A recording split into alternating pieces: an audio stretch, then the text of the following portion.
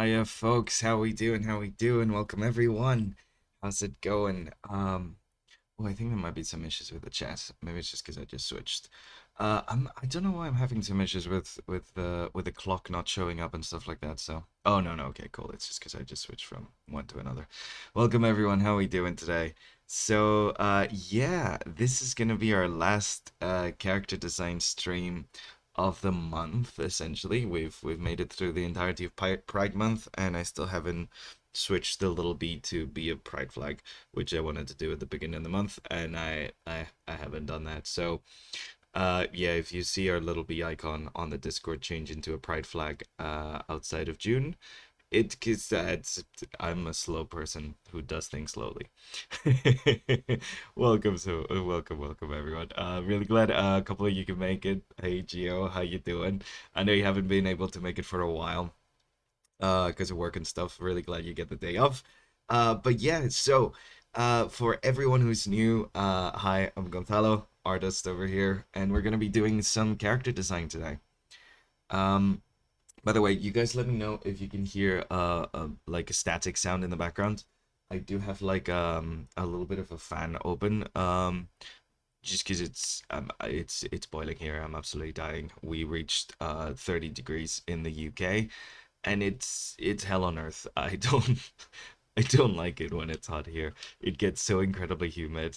My partner's flat is facing south. It is absolutely terrible. So yeah, if you're wondering why I suddenly doze off and you hear a loud bang, there's probably me dying of heat stroke in the middle of the stream. So yeah, just a heads up. You should add Kitsugi to the Porcelain Samurai. Oh yeah, 100% Geo. Yeah, so if you guys don't know, the prompt every single week I give you guys, all of my subscribers, I give you the chance on Discord to vote for exactly what we're going to be doing from a pool of selections. And this whole month you've been voting for the character design we're going to be doing. This last one, we got all the losers from all the different rounds, put them together, and Porcelain Samurai was the winner. So that's what we're going to be drawing. This is from last week's stream where we had the musical witch. Um, and yeah, essentially today we're going to be drawing a Porcelain Samurai. That's why Gio's mentioning the kintsugi, which is like I believe when you like fix things but then put gold over them to like emphasize the place where they broke, right? Yeah. Also getting slow cooked here, lol. It's hot here too. Yeah, it's I think the entire world is facing a heat wave at this point. Yeah. Lucky Australia in winter right now. Oh, how envious I am of them. It's not good. There's an entire like heat wave that's hitting Europe. It's not good. It's very very bad. I am for once looking forward to go back home. Cause we have a little kiddie pool there, and I would just want to stay in there the whole day, just forever. So yeah, hellish time for all summers havers. Yeah, yeah. Yeah, because you know it's not a good time for anyone, is it? So yeah, essentially we're going to be drawing a samurai. We're going to be trying to exaggerate the ideas of porcelain in their design, as well as like a lot of it's probably going to come for the coloring and texture, but I do want it to read like porcelain, so I think I'm going to be like a little cartoon here and add certain pottery elements, the ideas of like teapots and plates throughout the design, just because that's what I think of when I think of porcelain, and I think that's a good way of just not just aesthetically but like sorry, not just through the colors but also through the shapes, telling people that that's like that samurai is made of porcelain. It's actually cooler here than it has been. Albeit still 85 today, but I do 90 plus where we've had recently. I think I know what 85 is, and I think I know what 90 plus is. I work in Celsius, so I'm not 100% sure, but I think 100 is around 40 degrees Celsius. So 90's probably like 30s, and 85 is probably like 31, 32 maybe. I don't know. Oh, it's bad.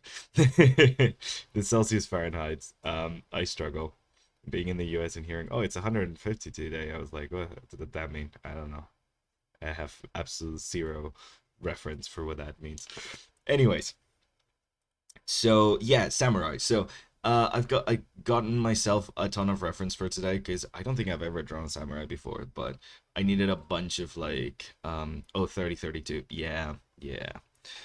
Yeah, 3032. That's not good. That's not good.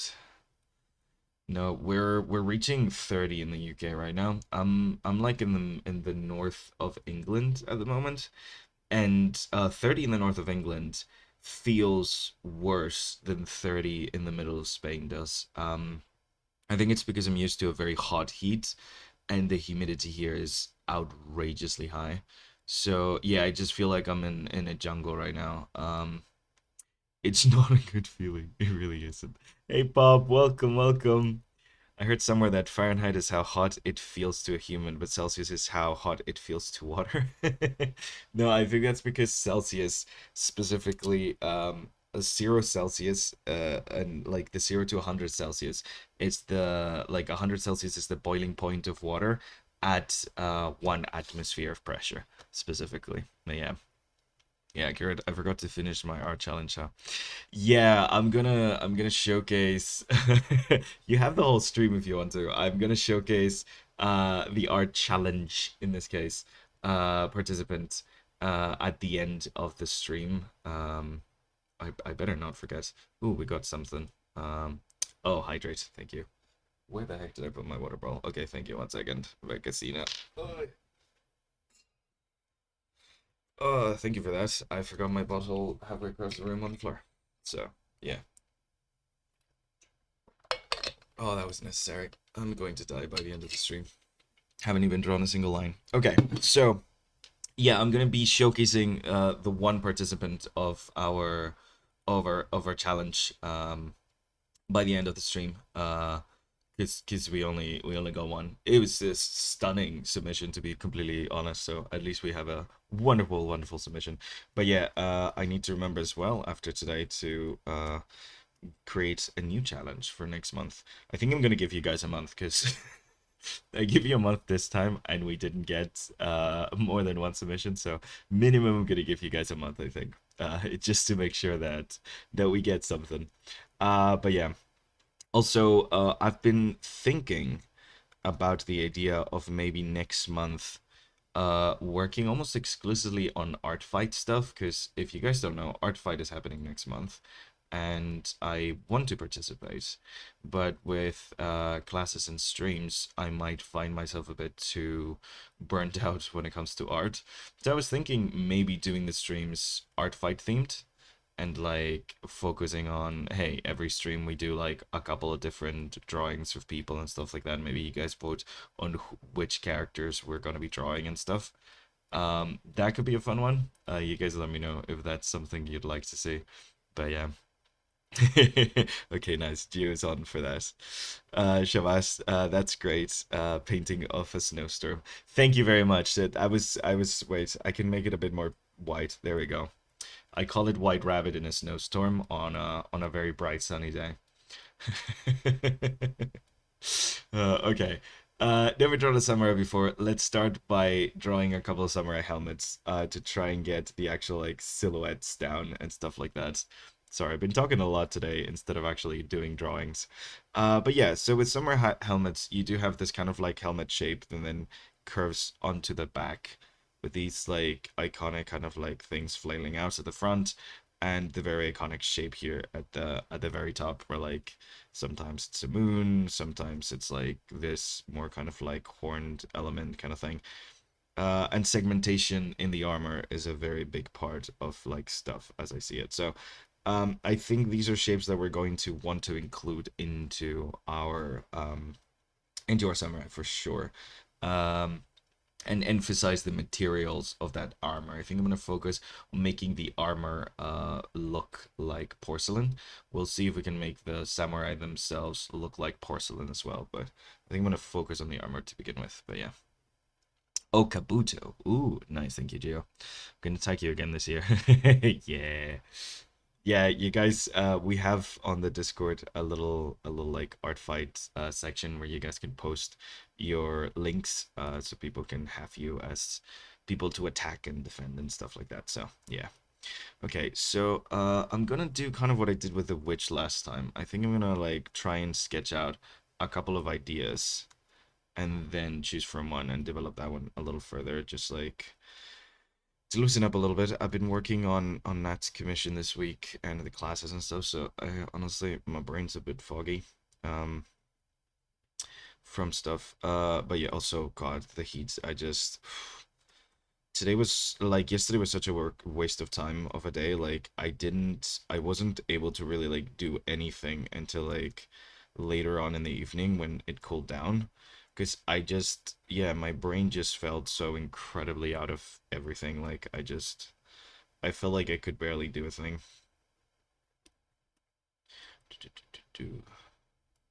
I like the idea of like pointed legs to kind of like emphasize the porcelain stuff. Yeah. So yeah, it was a rough day, man, and it's been a rough day today as well. I wanted to vacuum and do some cooking. I haven't had time to do either of those things. It feels like when it's hot, I just like move in slow motion. You'd think as someone who grew up in like a city that gets to 45 degrees Celsius every single summer, I'd be more used to it. But like the thing is like when it's hot in the summer, you just don't do anything. You just wait for the heat to go away and then you start working at like nighttime and stuff. I think it's partially why my hours are so fucked up. But yeah, yeah, it is very draining. It really is. You guys are gonna see me at my worst today. I have a feeling like I'm not gonna be in my best arting today. My art is gonna be it's gonna leave a lot to be desired. I'm not in a good space right now. Not like mentally, like with the heat. I just it generally affects me so much. It is kind of embarrassing how much it does. But it generally affects me so much.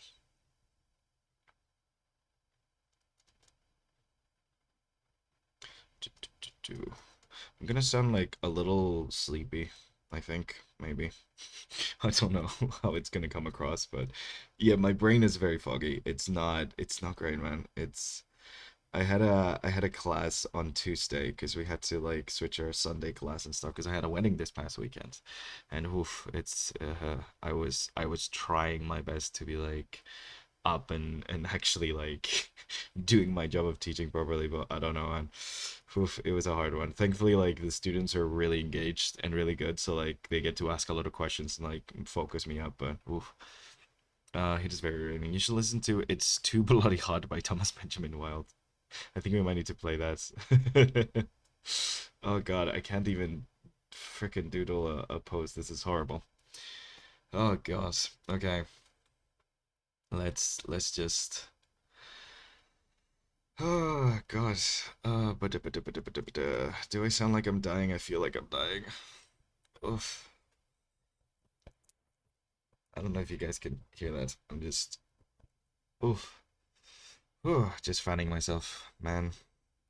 It's not good. I suggested to my partner when she moved here to get an apartment that was facing south because I thought it was going to get really cold in the winter and I was worried, it's going to save you on heating and stuff like that.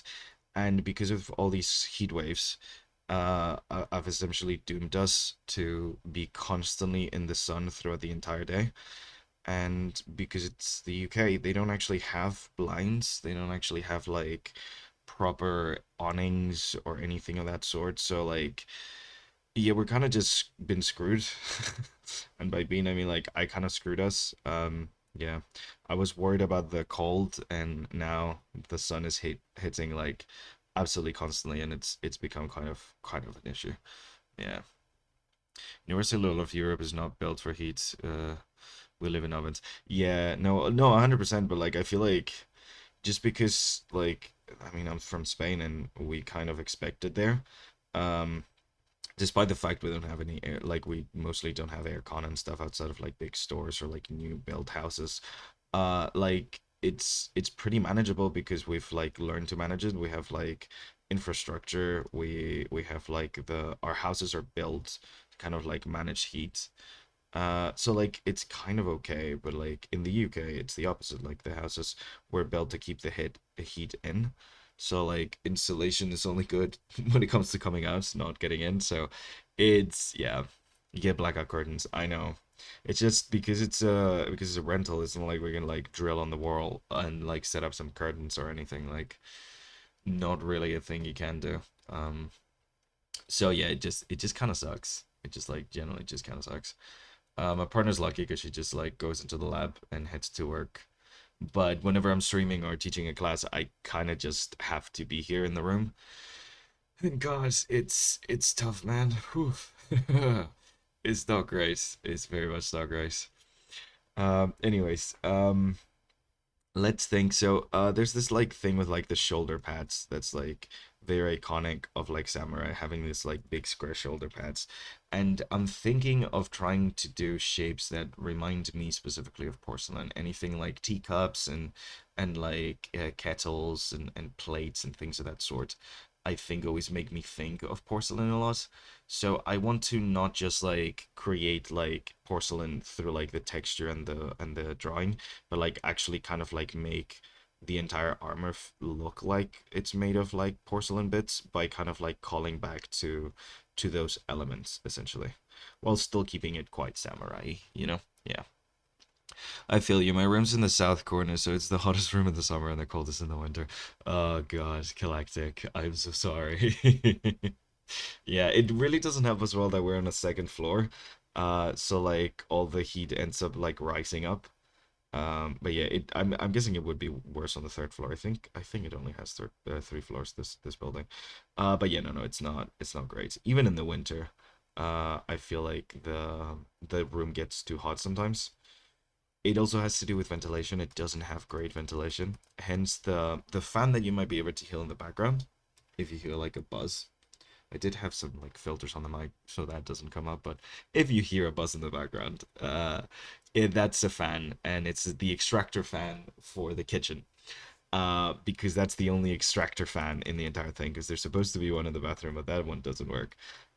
So yeah, essentially I've just turned the extractor fan for the kitchenette on to try and get the as much like hot air out as possible and like help ventilate a little bit, like the windows open with the blinds down to try and get a little bit of that cold breeze, because there is a cold breeze when you head outside. It's just it's one of those like anti-suicide windows, so they don't actually let you open it all the way, so it has like really really thin kind of like opening, because when you have issues with like mental health, instead of like actually providing services to people, the best thing to do is just like block windows so people can't jump from them. Yeah. Typical governments. But yeah, why actually provide mental health services and help people out of their depressions when you could just block the windows? Hey, hey, hey, hey, hey, hey. Anyways, yeah, so like the idea is that I'm gonna try to like add things like this silly little handle and stuff, like very like big elements and stuff that kind of remind you of that like pottery thing, at least do to me, like plates and pots and stuff, because I think that to me is what I think of when I think of like porcelain. I think of like plates, I think of cups, I think so, all that stuff. So it's kind of what I, yeah, can hear over a thing over my own fan. Even the air is hot. Yeah, yeah. I mean, don't get me wrong. I hate air conditioning, and especially the way Americans do air conditioning. Sorry for my American friends in the audience. It generally kills me. I don't comprehend how it could be let's say 100 degrees outside and you have the air conditioning set to 20. To translate it to Fahrenheit, is 20 too low? I don't know if 20 is too low. But yeah, yeah, I get a cold every time I visit the States in the summer. Because I dress for the heat, and then you go into any building, and suddenly everything is freezing. It's not good. It's not good. It's too much. Too much. A little bit of aircon is fine. A little bit of cooling is fine. Going, hey, it's summer outside. Let's make it winter indoors. Is too much. I can't take that. But That's not a lot better in the UK whenever they do have aircon. Oh, the poor fridges. Every time you walk into the supermarket, the fridge area is just like so freaking cold. It's insane. Uh, like it makes sense. You gotta keep things cold, but goddamn, I have to put a sweater on whenever I go into a shop. Okay, so some symmetry here with like this kind of thing. I think this reads as like samurai-y. Um, and the idea of like trying to convert the helmet into something that looks a bit more like a kettle or a pot or something of that sort, I think it work. If we go with like something like this, or like the cup is clearly like this. He's wearing a cup on his head. AC also makes air so dry. Once I got a nosebleed simply from walking into a particularly AC filled building in summer. Yeah, because they have the dehumidifier kind of thing. Yeah. It's yeah. Yeah. That happens to me, to be honest. It's not I don't like AC. I don't like air conditioning. I feel like having some sort of cold air every once in a while hitting it's okay. Like doing it in waves to kind of like cool off a little bit is okay, but like the way it's like, creating an entire biome despite the current weather, it just, I don't know, it fills me with dread, to be honest. It's like this oh, let's just spend lots and lots of energy to make it winter while it's summer out. Like, unless you're trying to keep some like penguins alive in the San Diego Zoo or something. I just don't understand it. Like the indoors to be comfortable 70, 75 degrees. Oh no, no. That I think that's gonna be too cold for me. Let me look that up.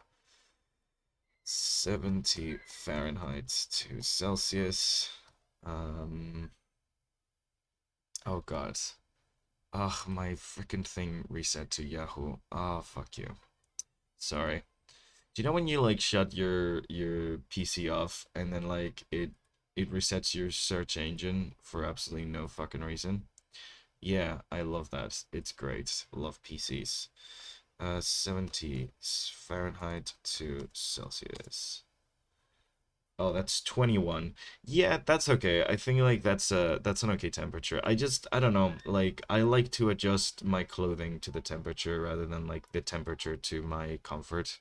Like if it's really hot outside, I will just wear the like skimpiest outfit that I can and then just call it a day. Yeah. No, like wear some linens or something like that when it's hot out, some shorts, a shirt, stuff like that, you know? But yeah, I know that like not everyone likes to adjust themselves to the weather, but I just, yeah, I don't know. I very much dislike the idea of just changing the temperature around you to like adjust the exact temperature that you like and stuff. It's like, I don't know. Feels weird to me.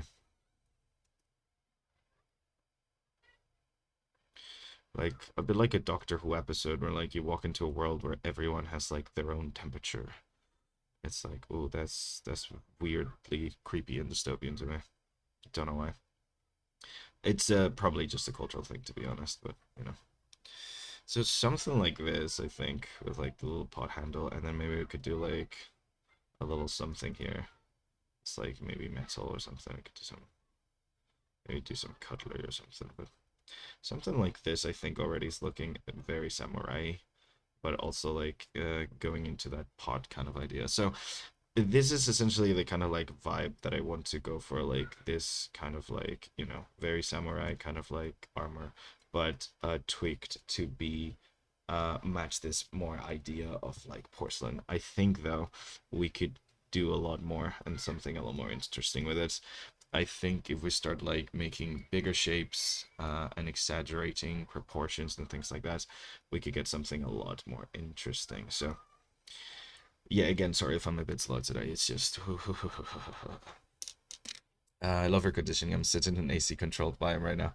No, Brie, I can't. I can't. To be fair, it's at 26 degrees. Okay, see, that's reasonable though. That's not freezing your ass off weather. Hey, Gonfalo, good morning. At least for me. Hey, Wings May, welcome. How you doing?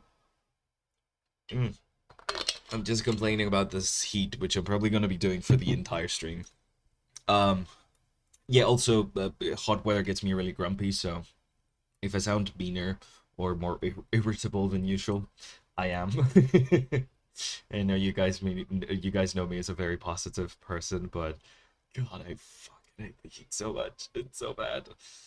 Uh, I just on days like this, I just don't understand how people are expected to like work at all. Like when the weather is like this, what we should all be doing is hiding away in a basement or inside a pool or in the shade and then just like sleeping all day and waiting for the day to be over and doing that for like the entirety of the summer, you know? I don't know. God, oh boy, heat complaining season long. Yeah, yeah. It's just it's not good here, man. It's so humid in the UK. It's not good. It's not even that hot. Like again, like yesterday it peaked at 29. I think today it's peaked at 30. It's not that hot, but it's so fucking humid. It's oh gosh. I said 26, so 37 outside. Oh damn. Like reverse hibernation. Lol. Yeah, exactly. It's like a torpor. Like I think we should just do that. Like that's fine. Also, we should adjust our schedules around the heat. Like, that's kind of what we do back home, or at least we used to do back home, because, like, with technology now, like, and in the capitalism pilled establishment, we're like, oh no, you must work, no, work. But, like, honestly, like, there's a reason the Spanish, like, siesta exists. Like, you guys probably know about, like, midday naps. The reason we did that is because, like, if you're out on the sun midday in the middle of the heat, you're dead. So like, you take a little break when it gets to like the midday. You hide away indoors, you do nothing, you relax, you take a nap, and then you come back out in the afternoon at like 4 or 5 when like the sun is starting to set and the world is livable and habitable, you know? I don't know. Maybe that sounds weird to some people, but that's kind of how we do it. Sorry. I've been just kind of like looking through my references for this whole time. Okay. So, hey Hannah, how you doing? Hey darling. Yeah. God, it's so hot in here. It's horrible. Funny, I have a tendency to ride my bike in the hotter days. Oof. No, I did love in the summertime in Madrid when it was like 45 during the day and like it only drops to 30s at night, like in the middle of the night just driving around because like the air is so like warm and nice, but like there's a little bit of that like morning dew to it, so like it's a little refreshing. Yeah, that was really nice. You'll hate the American South. Yeah, I've been to Arizona. It was hell. I don't understand why people live in Arizona. Like, it's fine. We don't need to inhabit every corner of the planet. We could just leave some places empty. That's okay.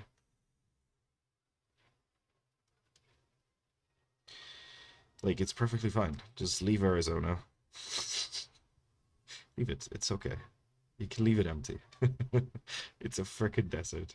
No, it was so surreal to see like the green frickin' grass fields for rich twats to play golf in the middle of Arizona being constantly watered. Like dystopian as hell. Phoenix was absolute dystopia.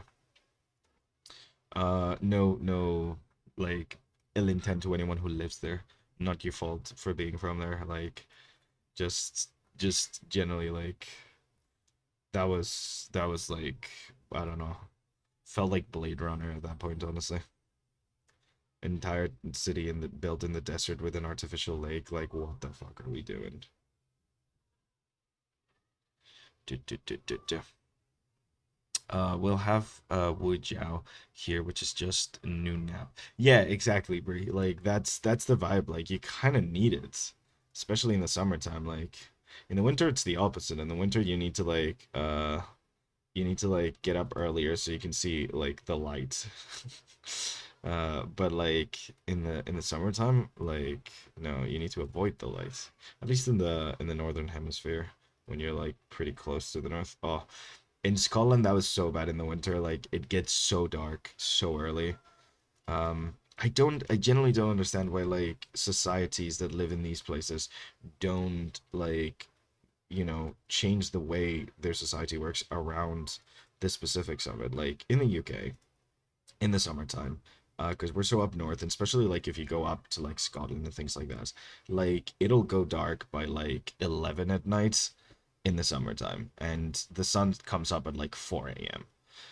Why do businesses close at 6? Why do restaurants close at 9? I do not understand this. I get it that during the winter time it should be like this, because in the wintertime the sun goes down at 4 p.m. So it's fine for for like a business to close at like 5 or 6 in the wintertime. But in the summertime, like it's the you have so much sunlight and there's nothing to do. You're just walking around outside when it's like perfect weather because the sun is finally like a little bit setting. It's like this perpetual twilight kind of thing. And you're like, "Oh, that's great. We get to actually do something. Let's go out for dinner." And it's like, "Oh no, all the restaurants close their kitchens at 8:30." I don't comprehend it. I don't understand it. Bip, bip, bip, bip, bip. Yes, I'm in a very complaining mood today, aren't I? But not Arizona, the southeast, hot and humid because of the Gulf. Oh yeah, I've been to Florida in the summer. That was a lot. I feel like Floridians should just be like allowed to like be in their swimsuits constantly. What the fuck else are they gonna wear? Yeah, God forbid someone be in Scotland. Yeah, sorry, Brie. I do love Scotland though. Like, I have a lot of weird nationalist pride for Scotland, just because thanks to them, like I have a degree. Like they paid for my entire university degree. The government, like, it's great. I love them. 10 out of 10. Before Brexit ruined everything, it's yeah. Love Scotland. Amazing stuff. Nationalist pride. It's just I don't understand the emptiness during the summertime. Like you guys finally have like a nice like warm time that you can do stuff in, and everyone's out during the day burning themselves to death. Because also like British people are not meant to be out in the sun. I'm barely not meant to be out in the sun, and I'm from Spain. Like British people should not be out in the sun. That's not good for you guys. Like every time there's sun out, everyone rushes out to like meet it, and I feel like the amount of melanoma is gonna keep going up in these countries. Cause goddamn, don't stay in the sun. Get away from the sun. The sun is bad. Sun is hurtful.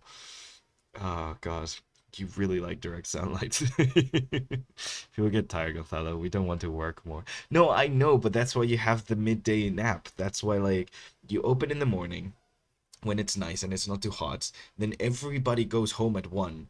Everything is fucking closed until like 5 p.m. And then you open up again. It's like you do 2 days in one day. It's great.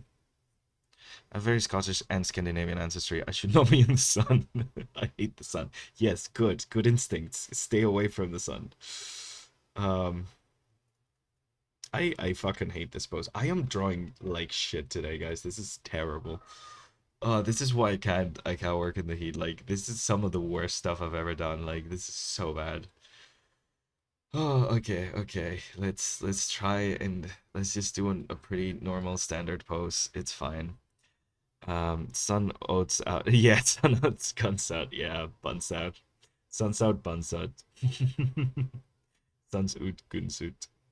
Yeah, you see everyone in Scotland whenever they like the sun is out, just through the entire city of Edinburgh, in the parks, just a bunch of shirtless people in bikinis, just like sunbathing in the middle of a park in the middle of the city. It's hilarious. Love seeing everyone shirtless as soon as they hit double-digit temperatures.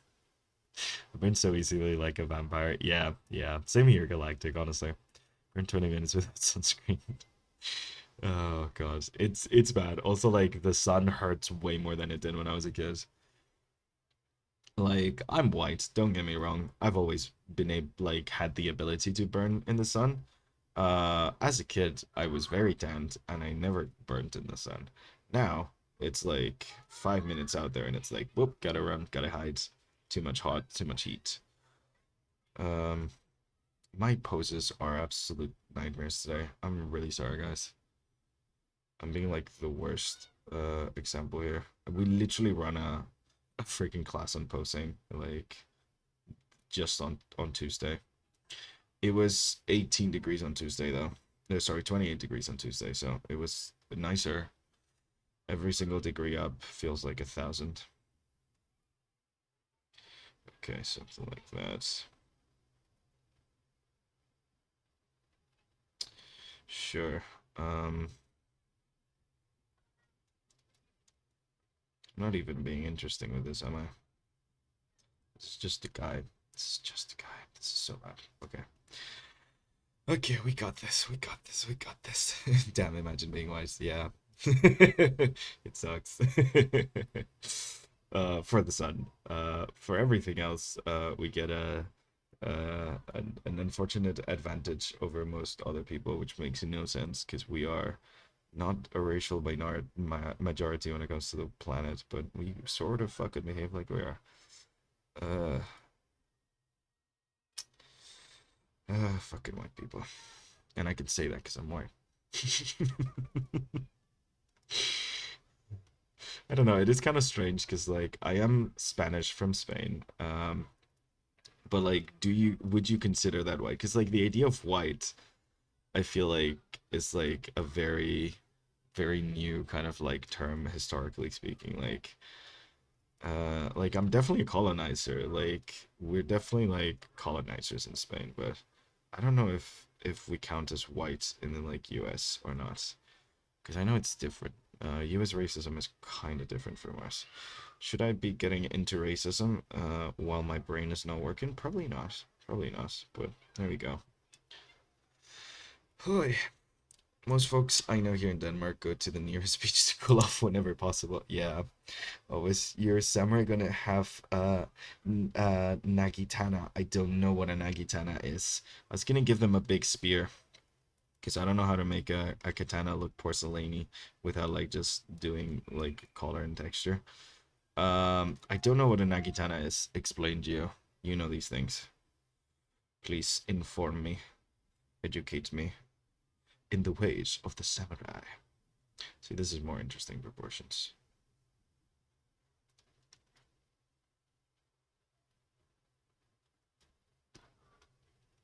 These are more interesting proportions. So, it's a polearm type of weapon. Yeah, yeah. That's what nagitana, naginata. Sorry, naginata. Did I read it wrong? Yeah, I did read it wrong. Thank you, Double Ellis. Yes, that's exactly what I was gonna give him, like the big pole arm kind of thing. That's what I was thinking of giving her, honestly. Uh,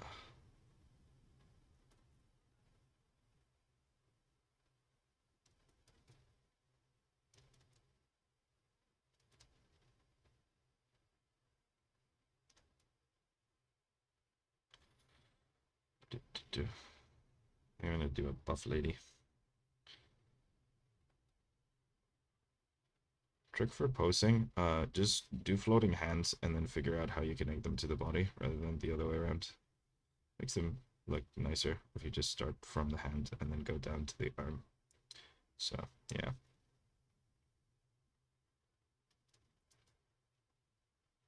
And immediately do the opposite of what I was saying. Uh, yeah.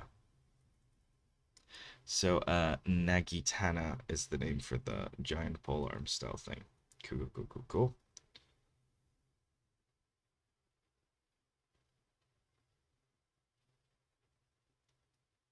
Does it just mean polearm?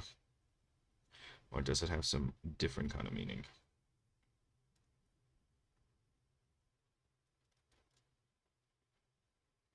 Okay, so I do like the idea of like larger chest, smaller legs kind of thing. It's kind of fun. The contrast. See, this is a lot more interesting now already. Already doing something a bit more interesting.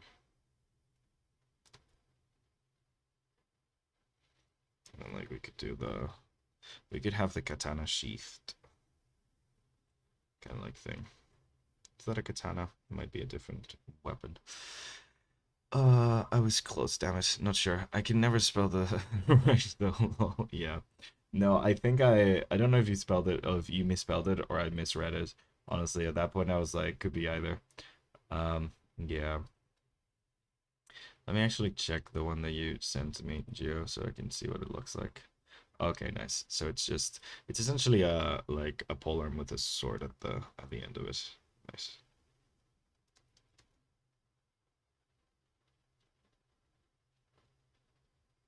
Nice.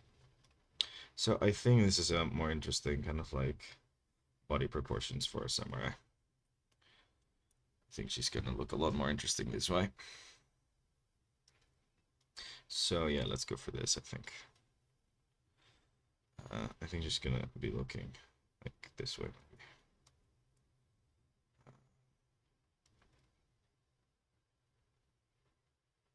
She's not impressed.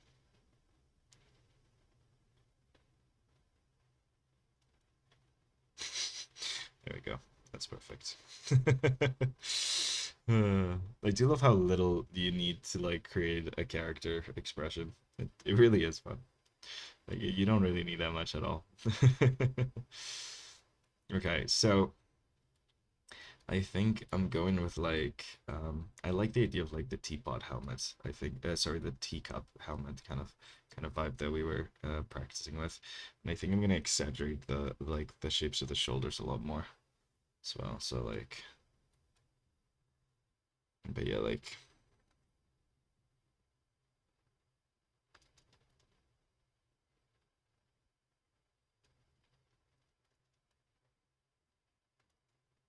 and because I'm drawing so slowly and so terribly today, I think I might like go directly into it because otherwise we might not be able to finish this in time. So I think I might get directly into this against my better judgment. It's better like for the sake of character design to do several options and push it and stuff, kind of like we did with the witch on the last episode.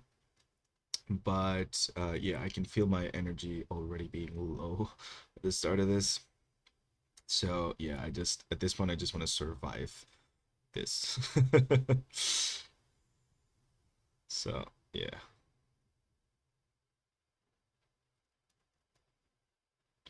let's give her the teacup a little like break breaking point. I think that's pretty cool.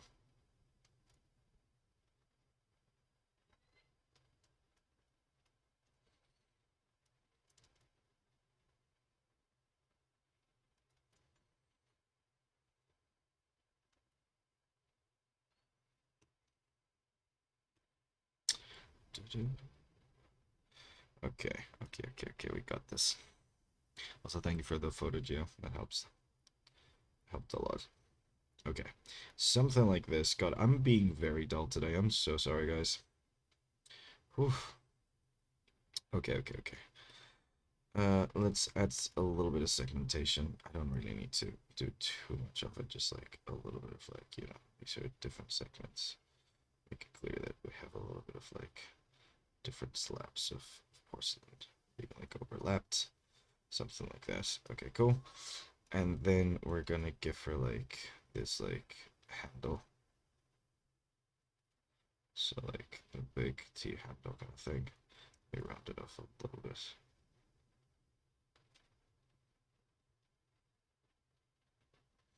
Cool. Cool. And then big kind of like horn shape, I think.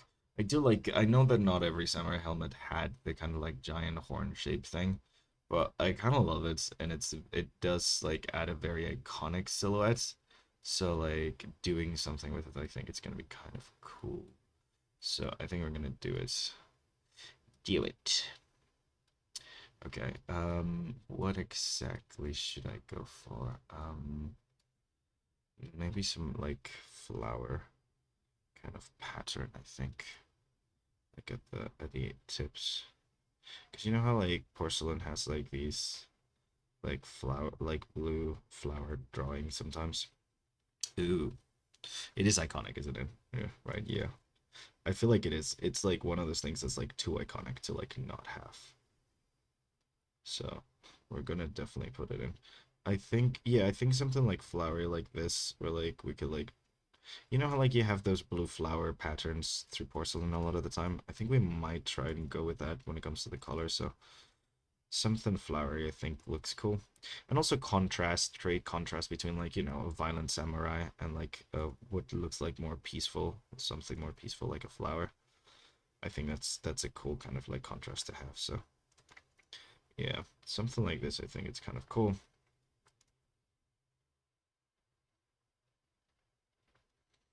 And then we could just like, honestly, I mean, I'm not gonna be bothered mirroring. I'm just gonna do it. That's fine. It doesn't need to be too perfect. We're just drawing for stream, so I've been working on commission stuff recently, so I've been doing like really neat and nice liners, and I need to remind myself that this is for stream and it doesn't need to be neat. It just can be messy line art. We're okay with that. Okay, something like this. There we go. I think something like this works, right? It feels like too much of an iconic samurai element to like not like be deprived of it. Like I'm sure there's like I know there's like samurais that don't have this, but oh, thank you so much, Double L's. Thank you. Trying. Okay, so that for the helmet, I think already creates like a very samurai look. And honestly, at this point, we could like not even add that much to the armor, and it would already read very much like a samurai. But I think I'm gonna try to at least like and I think I want to do like um a little bit of like asymmetry here and having like one arm plate be like larger than the other. Because I mean I know they're supposed to be symmetrical. Maybe I do make two large arm plates, but I do want to make them a lot larger than I did in that initial sketch. Again, it took a while to get my footing. I am not in a good mood with the frickin' heat, but something like this I think could look pretty cool. Maybe we could even do like oh wait, can we do like one half of it is like the spout and the other half is the handle? We could add the symmetry like that and again call back to the idea of porcelain through it. That's so stupid, it might just work. This is a thing I often say to students whenever like we're working on character design. Stupid ideas are your best ideas. Always go stupid. If you want to create something original or interesting, go stupid. Subtlety is for the weak. We want to do weird, stupid shit. That's what leads to memorable designs. The key at the end of the day is balancing those stupid ideas so they remain readable and none of them take too much from one another. But like, yeah, stupid ideas are the best. We love stupid. Stupid is great. Simple, big, silly is always going to be more memorable than subtle and complex. The amount of times you like see these like realistic video games where like you look at the character designs and like you need to like stop playing the game and like really pay attention to like find any sort of detail that separates them because otherwise they just look like generic people. Like I know that's a vibe and that's the vibe they're going for, but it's not a vibe I like. So make it big, make it fucking stupid. Keep it simple. So yeah. More messy Steam slop, please. Thank you. Yes, stream slop, indeed. I thought they often only had one shoulder thing, that their weapon wielding had more mobility. Maybe in the references I'm looking at, they kind of have both. It does make sense to have just the one as like a shield and the other one as like a thing, but like it depends. All the references I've gathered tend to have the two, and in no case is one larger than the other, but it might just be the references I have access to right now. I do like the idea of them being like them be like one being larger than the other though. It's not an uncool idea by any means. Like the idea of like one of the shoulder pads being like a big shield and the other one being like a smaller shield. The kiss, yeah, keep it simple, stupid. Yeah, keep it simple, stupid method. Yeah, it's a good method, honestly. Like, when they say keep it simple, stupid, they talk about the execution. Keep execution simple. Ideas can be complex. Execution needs to be simple. If you make your execution too complex, then your ideas are gonna get lost within the execution. So like you need to keep your execution simple, even if your ideas are complex. Like you can tell complex stories, you can create complex, nuanced characters, but the actual execution of those visually needs to be simple. Because if it is too complex, then the idea gets lost. You just created a big nothing burger. I don't dislike the idea of the, it's so stupid. I don't dislike the idea of the spout. I think I'm gonna definitely go with the idea of the spout. I just need to make a better spout, but I do have a tea cup for reference. Yes, sort of. Okay, so it also like goes with that like idea of the beetle, like the horned beetle kind of thing, which like is what I think of a lot of the time when I think of samurais. Just think of giant horned beetles, and I don't know if it's because of that movie, the Kubo and the Two Strings, or the fact that they kind of look like horned beetles. But it might be a combination of both. Speaking of, Leica's coming out with a new movie. That's fun. I'm very hyped. Love me a Leica movie. Even the worst Leica movies are good. To me, it's like it's kind of like Ghibli films. Like even the ones I don't love are still like made with such love and care and attention that like I can't help but like just look and be like, well, that was art, you know? Even if it wasn't art that connected with me, it's still a piece of art. And Leica is one of those weird studios that makes absolutely no money. And the only reason they exist is because the like head of Leica is the son of the Nike CEO. So yeah, if you ever buy Nike sneakers, you're financing the arts.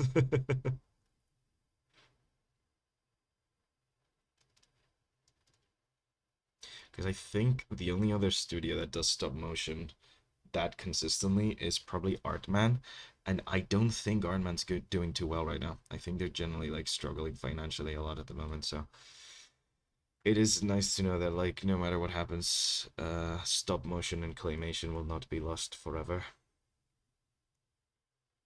God, spending 5 years in the production of a movie, just the production, not like pre-production or like script writing or casting or anything, just the production of a film is insane, absolute insane.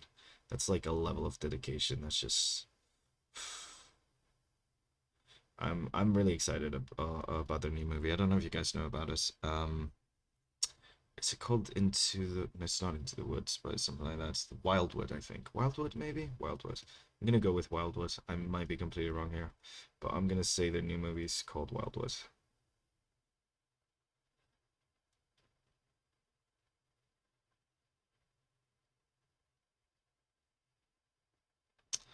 What I'm hearing is we need more Nepo baby artists. Yeah. It's honestly the one instance where I'm like, go, rich people financing things. Uh, in this nightmare world that is capitalism, at least one of those fucking horrible mega corporations is financing the arts. Yeah, it's kind of sweet, honestly. It's just because his son started working in the company before it was called Leica, and like when the company like fell and stuff, he was like, I'll buy it and keep it afloat. And he keeps all these people employed, all these like incredible stop motion artists and sculptors. And honestly, it's yeah, it's the one time where I'm like, that's okay, I guess. You can survive the cleansing. On that day where we all come for the billionaires, you guys get to keep your heads.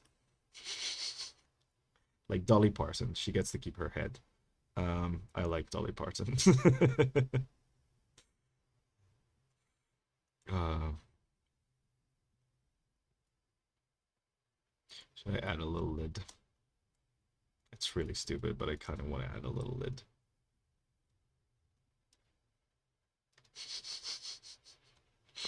That's so silly. Okay.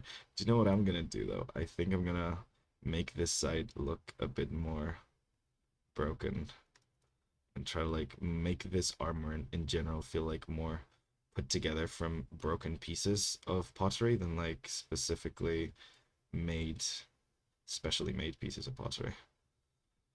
Um,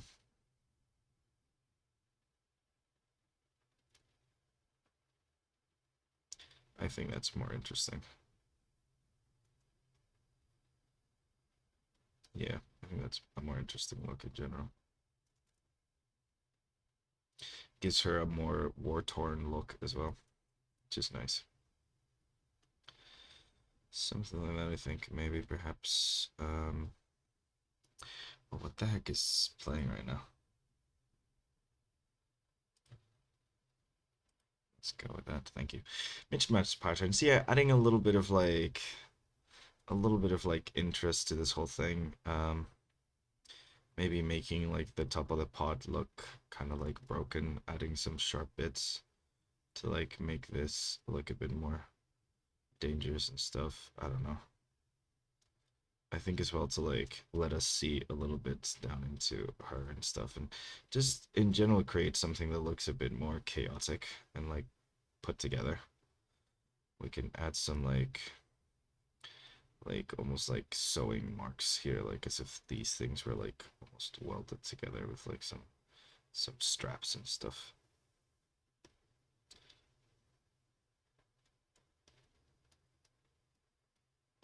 Maybe like a big knot. I've seen this sometimes like in the armor where you have like these knots from where like the pieces of wood are like tied together into the arm and stuff. So like maybe a big knot over here to kind of like keep the armor secure.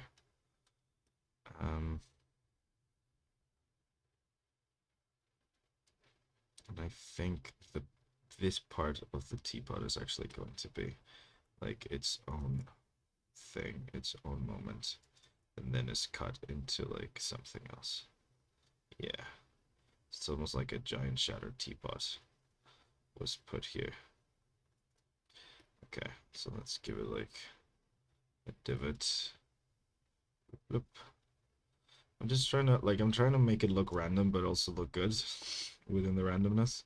So like it's a bit hard. It's like designed randomness. Like it needs to look a little makeshift, but I want it to look good within that makeshiftness. So yeah.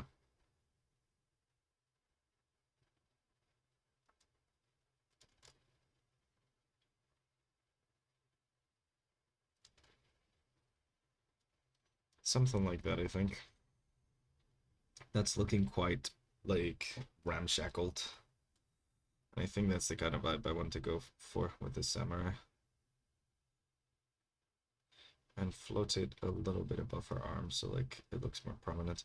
I think that's pretty cool. That's pretty neat. It adds this like very weird silhouette to the whole thing, which is kind of what I want to do. Like I want this to read as like China just from the silhouettes, like as porcelain just from the silhouettes, not just from like the painting and the color and stuff. Like I want it to like silhouette wise read as this. So I think that's pretty okay. And then this one over here, because we're seeing less of it, we can keep it more vague, and that's okay.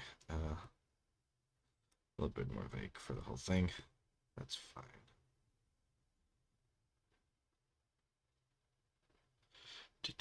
Mismatch patterns. Are you going to do the golden glue thing? I might do the golden glue thing, yes. I might do. I'm definitely gonna add gold details. I think the color scheme is probably gonna be like gold with like the blue painted bits to keep that like contrast. Just because again, that is kind of like what you think of as when you think of porcelain, like the most like basic like idea of porcelain. So like I think we're probably gonna go that in that direction. So gold is definitely gonna be like part of it. Big part of it.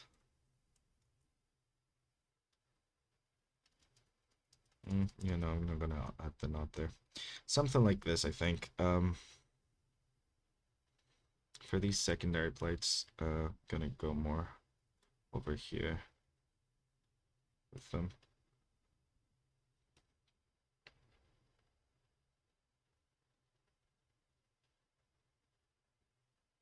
Because they're gonna be bent more towards this kind of like thing. Yeah, as if like they're bending with her like armor moving and stuff. But yeah, something like this I think it's pretty neat and like gives us that kind of vibes. Okay, nice. Again, this is very rough. I'm not doing my best today, so this might not be the best design we've ever come up with. I was very happy with the other two. We'll see. We'll see how she turns out. You could make her face look like a porcelain doll's too. Yeah, I was thinking of like whether I wanted to make her entireness like be made of porcelain or not. I think I might want to stick to just the armor itself, but I was generally thinking that it's just because I've already done two different commissions where like the person was made out of like stone or porcelain or clay and stuff. Not two, three actually. And honestly, I'm over it. Uh, like I've done it already. I don't really think I want to do it again. So that's pretty much the only reasoning because it is a cool design choice though. I am definitely gonna give her like this like knot over here for like the ropes that hold the helmet tight and stuff.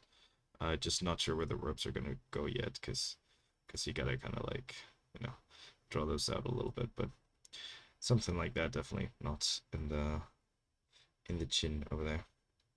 Okay, so when it comes to the rest of the plate, maybe we do something slightly simpler to kind of like let the other parts of the design also like, you know, have the like so it's not all wholly porcelain because I think if we do that it might end up being a bit too much and like end up looking a bit too white the whole thing like if everything is made out of porcelain like it doesn't really call your attention so like I want to make sure that like the porcelain bits are like important and like call your eye when you see them so I think I'm just gonna give her like more of a like old peasant kimono kind of vibes at least for like the top of her like she's not gonna have any chest armor because reason yeah it's literally because I don't want to have too much white that's it.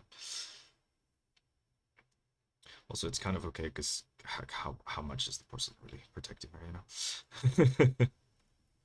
But yeah, so like I'm just gonna give her like more of a kimono kind of vibe here at the top. Um, with like a pretty like high waist kind of thing, and then create this kind of like straps over here over the shoulders. It's like big rope straps. I don't actually know why they're there, but I've seen them on a lot of people, probably for like rudimentary backpacks or like I don't know. They're probably holding something, but they just look cool, so I'm adding them. Rule of cool aesthetics over actual usefulness. That's fine. We're doing art, not designing actual like wearable armor, so it's okay. So something like this, I think, could look kind of like nice to like contrast like the main part of her thing. And then we could also like have like some patterns here that kind of like mimic the patterns in like the armor or something to kind of like bring it all together if we wanted to. I'll probably do those in color anyway, so I'm not gonna bother with them too much if I do them at all. And yeah, and like this kind of like waist thing. I'm looking at some of the stuff like the big like knots are always like a big part. I think it's also because like big rope knots have to do with like Shinto religion and things of that sort. With like the like sacred places and stuff. So like I believe you guys correct me on that. But so I think like the whole like knot thing is like pretty iconic and makes you think of Japan. So yeah, she gonna have a big Shinto looking knot on her, I think. Cause they're cool. I like them. The big knots of rope.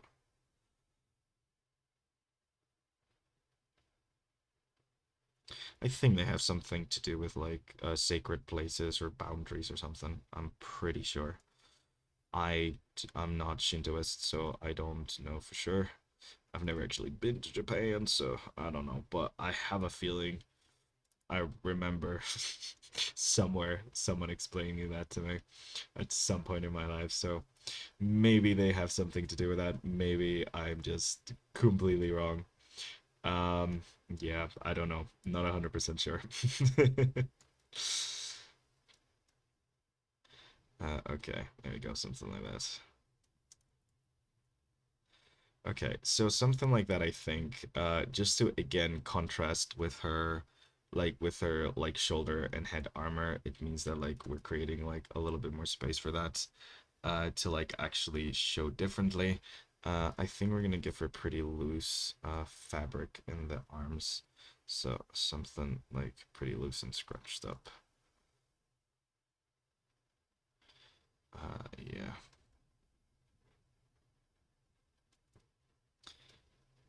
something like that. Nothing very like very tight, just loose arms for like a lot of movement. I'm guessing back in the day. Big fat sleeve is the only way you can guarantee you don't rip it as you move. So there we go. But we kind of underestimate how far like we've come when it comes to the fabrics. I think that's like something we really appreciate enough is like the variety of like fabric and material that we have for like making clothes. It's kind of insane how much like stuff we have. I think you can see it a lot in practical costumes in movies. Like especially like superhero stuff, the longer back you go, the worse the superhero costumes look. And I don't think it's a case of budget. I think it's literally because of material technology. Like the like types of technology that we had when it comes to like making clothes have really like advanced like a lot.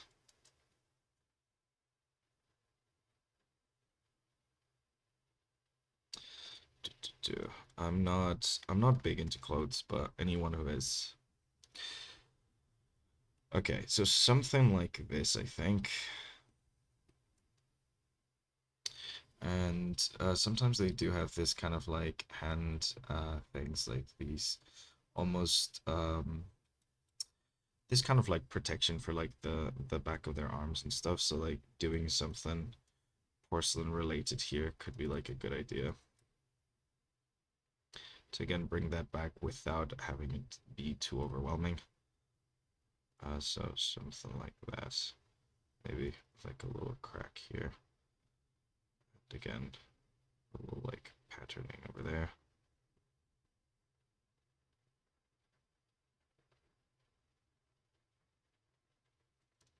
Something like this could look pretty cool. Just a little something porcelain.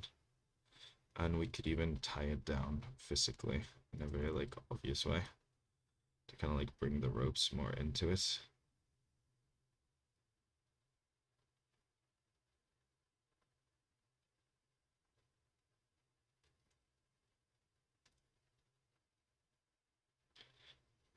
Something like that. I need to look at the rope Shintoism thing. God, I feel like I've heard something about that somewhere. Yeah, something like that I think could work. Just to like again introduce the that kind of like texture again. Just probably having this part of the forearm be like a little tighter. Maybe this kind of like more wrap around kind of cloth to create a little bit of a contrast between like the more poofy area and the more tight one. Gonna add more poofiness here though.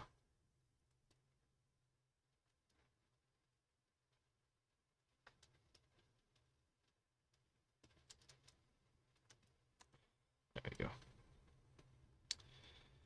Okay, so something like that. I think that's pretty good. It's looking like something. Textiles have a long and awesome history across many cultures with superhero movies. I don't know, it's more than the attitudes towards costuming in them changed.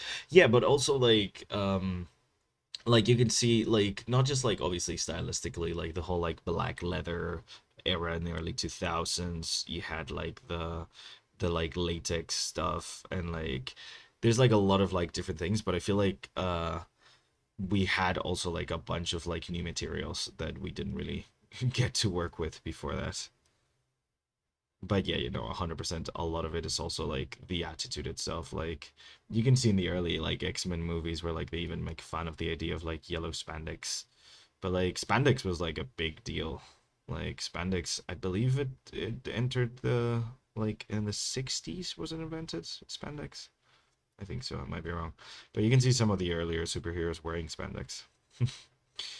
It's yeah, uh, a fabric that would expand as much as that and like actually like contour to someone's body was kind of new.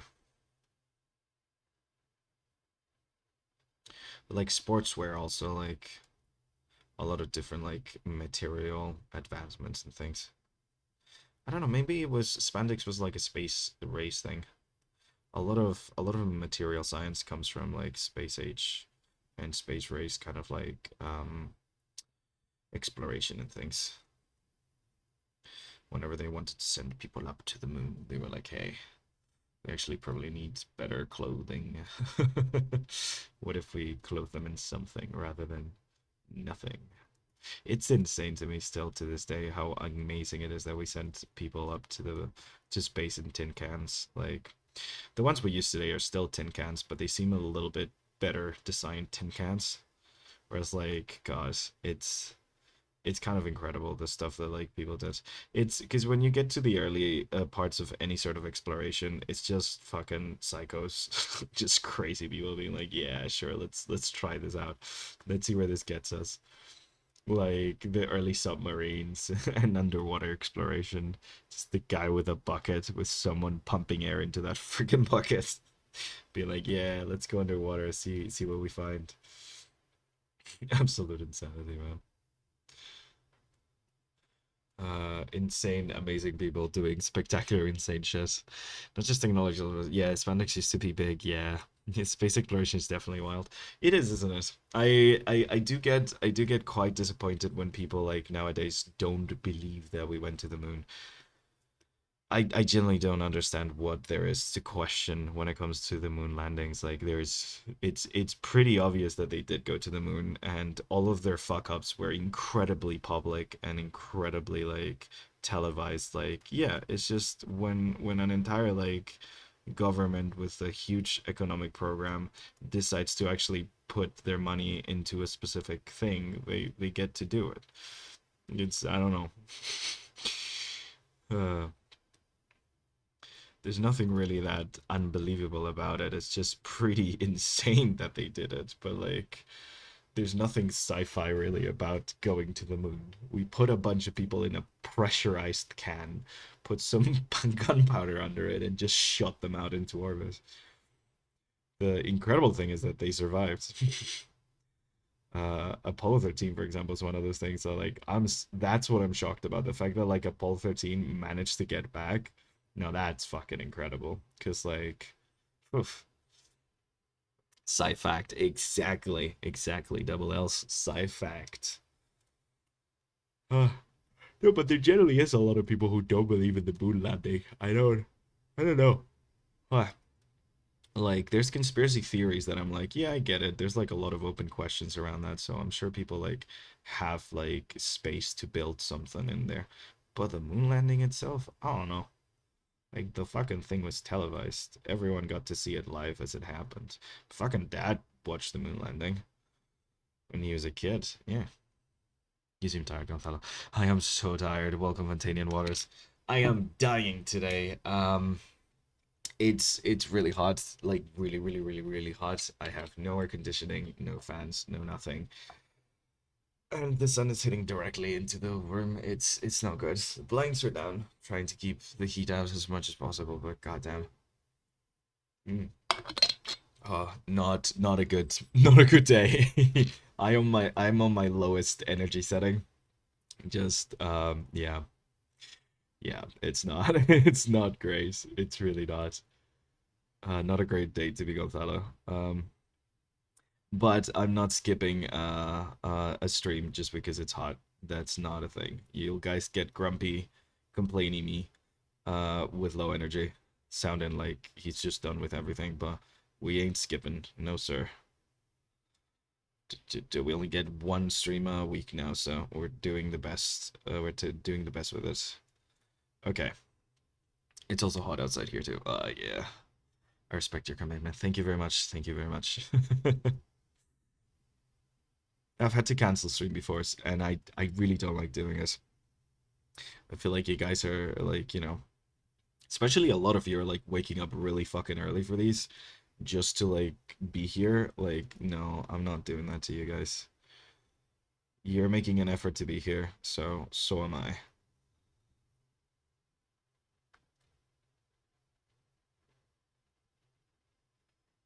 To do something like this, I think could work. Yeah.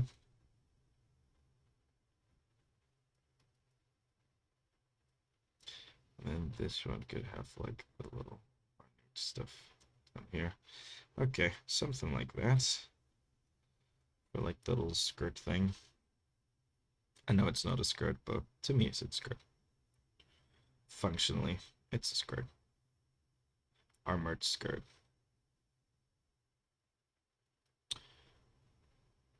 And then poofy pants. Leading to skinny legs. That's really fun. I like what this character turned into by the end of this.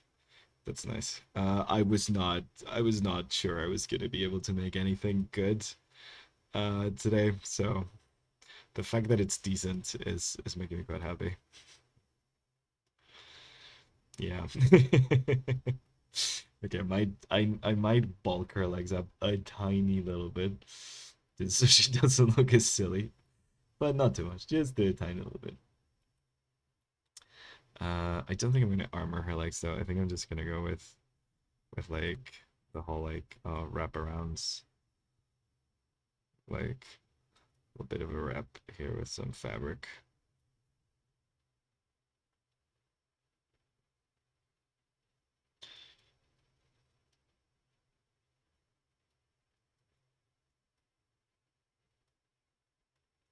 Yeah, something like that, I think. Gonzalo hates leg day. Oh, I really do, yes. I actually really don't like drawing legs too much. It's not a thing I enjoy too much drawing legs. But I do like making funny proportions, so this lady specifically skips leg day every single day of the week. She's just like fully bulking out her her muscles, but leg day is a big skip from her. I don't think she likes it too much. In feudal Japan, porcelain feudal Japan, of course, fantasy porcelain feudal Japan. There's no leg day.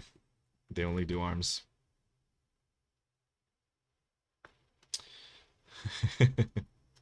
So stupid. Yeah, I'm not 100% happy with how like the like silhouette here of the bulky arms is looking though. Hmm. Maybe I make this less bulky. I don't know. Kind of like that it's bulky, but I'm not sure. I'm not sure about this. We're gonna revisit the arm, like the back part of the arm, because maybe something that like goes down here a bit more like that. Makes a bit more sense. I'm also trying to think of like the silhouettes and like making things a little cartoony as well. Yeah, I think something like this or like this comes over top. Looks a little better. And then yeah, yeah, I think that's a bit better. Same here where like this comes down over from here.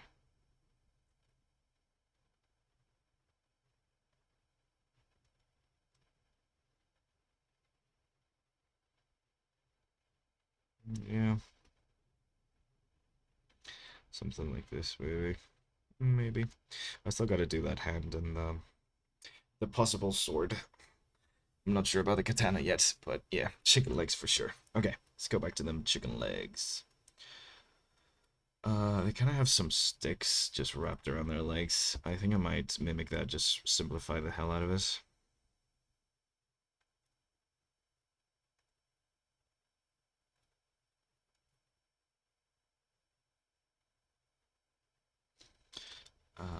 And then like they're actually like thing is like this. They got like them sandals,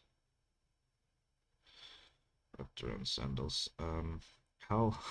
Oh, should we give them that Oni thing with the little sticks? And the, do you know the ones that like people used to like walk through mud, like farmers, like these things? It's so silly. I do love how like I'm not 100% sure that's what they were used for. I'm just going by the fact that like in my country they used to have wooden clogs that they used to get through the mud. So by like the looks of these, I'm assuming they have to do with like, walking through muddy areas to like spread your like footprint and give you like a little bit of a stick to kind of like, make sure that you're planted well and stuff. But I'm also not 100% sure that's what they're for. So I think we're gonna leave it at like normal sandals. I think it's a bit too dumb to just like have her floating on those. Like it's like I said, dumb is good, but like I think that's a bit too dumb. Maybe, I don't know. Maybe you guys like it. We give them the little clock things. Also, if anyone knows what the heck those are for, let me know. Because that's my theory. It's not substantiated by anything other than my vibes. I just assumed.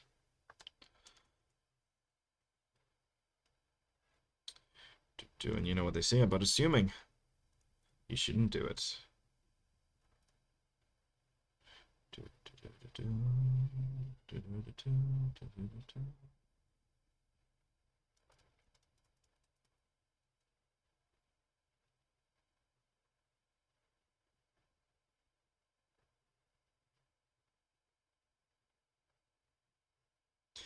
There we go.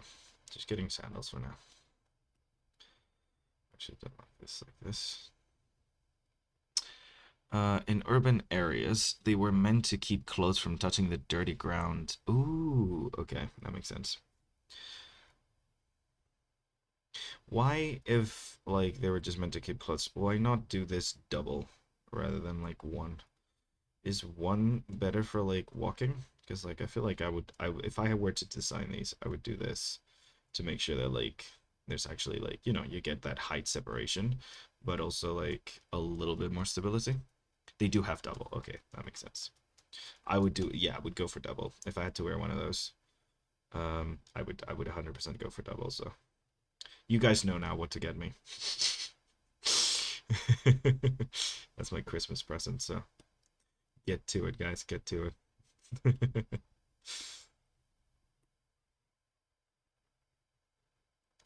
I watched an entire video essay, I think last month, where this guy just explained the evolution of Roman sandals. It was quite fascinating because like most of its evolution comes from like practicality. Like the Roman sandal is really well designed in the sense that it's like essentially just one piece of leather that then is like shaped into like the Roman sandal. So like it gets to be quite simple in that sense, which like adds a lot to like the speed and the production of it, which is essentially what you needed to when you're like getting sandals for like a whole freaking army. So pretty cool.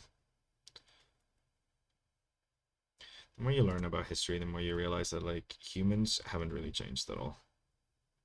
The culture around us have, the like different ways we do things have, but like humans themselves, we're just the same.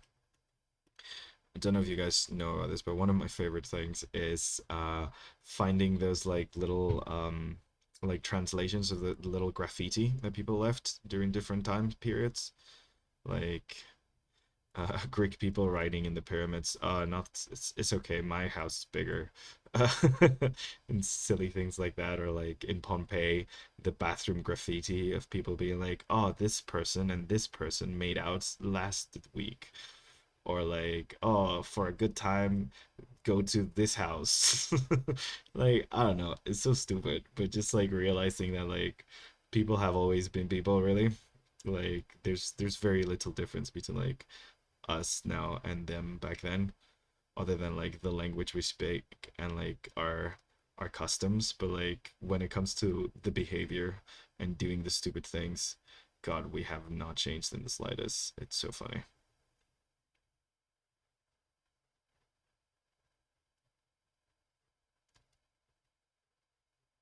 I wish we had writing for like from the Paleolithic.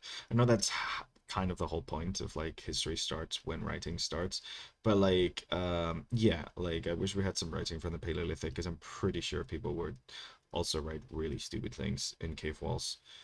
Yeah, it's great. It's just those moments that like give me hope in humanity for some reason. It's like we've gotten this far, and we're still the same fucking idiots we've always been.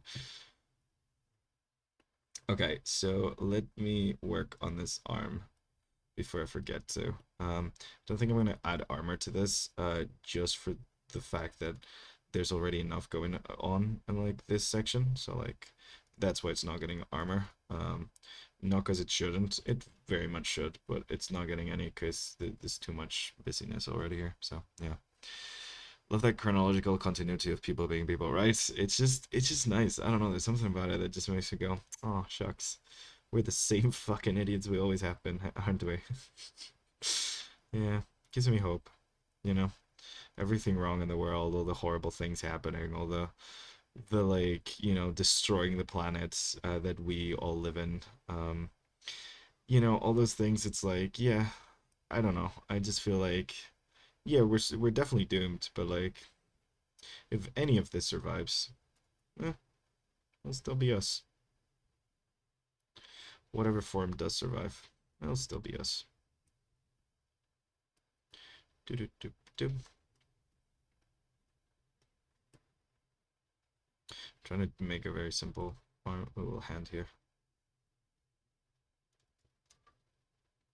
not to overcomplicate it too much.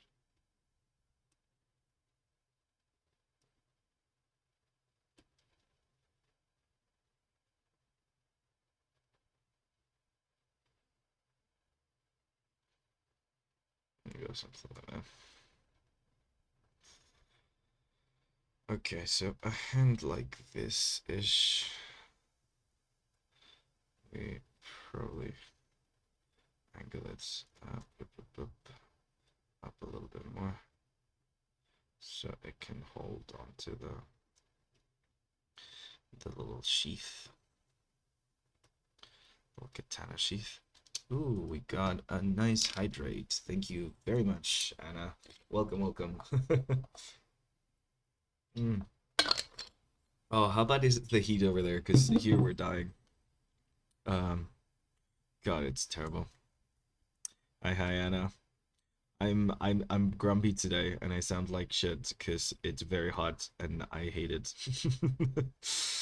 In case you're wondering why the negative attitude. Yes, I am melting alive, and I'm not happy about it. Uh, Hello, double L's. Oh no, wait, you've been here the whole time. I just saw the hello, and I was like, oh, hello. Yeah, you're just saying hello to Anna. Nice. Do do do do. Okay, something like that ish. That looks okay. And then we draw katana. Oh, I've been working on a commission that's also very Japanese themed, and I kind of was thinking a lot about Anna, because you have a video game that you're working on, still in the concept phase, and it's like very cyberpunkish, but it has like an Japanese-ish aesthetic kind of thing. At least it gives me those vibes. Like while I was working on this commission with like a lot of reds and stuff, I was like, I remember that game. Bup, bup, bup, bup, bup. Very cool stuff. Let's all pray that Anna keeps working on it because it's definitely a Metroidvania I want to play.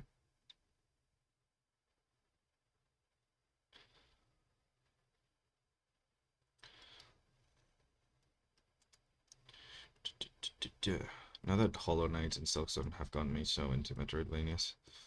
Whoop. Although to be fair, I haven't played a game in a while. just because I didn't bring my Switch with me. So I just haven't played a game for a while, and setting up my laptop is just a nightmare. So I only do it for work, really. There's no real enough space in the house for it, so in the flat. It's not a house. It's barely a room, so yeah. I see. Ha ha ha. Ha. Do, do, do, do, do. If you ever decide to like make a Kickstarter and stuff, just know that yeah. Are you ready for the Silk Song update? Oh my god, I'm so ready for the Silk Song update. I haven't finished the base game yet, but I'm still ready for the Silk Song update. uh, I'm so mad, man. I still haven't finished it. I'm stuck in the God. There's like two boss fights that I'm stuck between. In the grand halls, like that little the one where like you get like a lot of different peeps fighting you like in waves.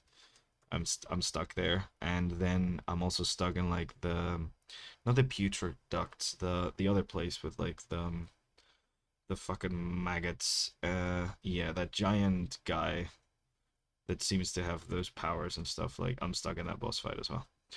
Mostly because the run back is hell. But yeah, those are the places where I'm stuck right now. Bile water, yeah, thank you, Big Casani, big fuck me, big Casina. Oh my god, I can't talk. Yeah, the putrid, the bile water, yeah, it's pain. I've like unlocked pretty much everything in bile water, I think, except for that boss fight that I think leads to like the old town or something. I'm not 100% sure. But yeah, in the map it seems like there's like a big hole right between there. And I think that's what like connects the putrid ducts with like bile water or something. I've fallen down a big hole before, so I don't know. But yeah, no, that's I think those are the two boss fights that I'm like stuck on. Like I said, I haven't played for like 2 months because forgot my Switch. But I think that's where I'm stuck at. Also, I'm not very good at drawing katanas, am I? This doesn't look very good. Um, Let me actually look up my reference. Growl, yeah, Growl is that's the bastard that I have yet to beat. Growl, goddamn Growl. Yeah, that's the bastard frog thing that I'm still trying to beat, and the like the high halls bosses thing. But I think aside from that, I've managed most of the stuff. I've done a lot of the side quest. I still have to get for the food one. I still have to get something from Bilewater. But I don't think I can get it until I beat Growl. Because I've been trying to look for different places, but also like looking around Bilewater is a fucking nightmare. I'll probably get frustrated and look up a guide for like finding whatever the thing I needed to get from Biowater was, like some food for the guy. 'Cause I just yeah, no. I really hate Biowater. It's so terrible. I thought I hated Sinner's Road until I reached Biowater and I was like, actually Sinner's Road's not even that bad. Oh god. And Sinner's Road is fucking bad. The roaches, the goddamn roaches.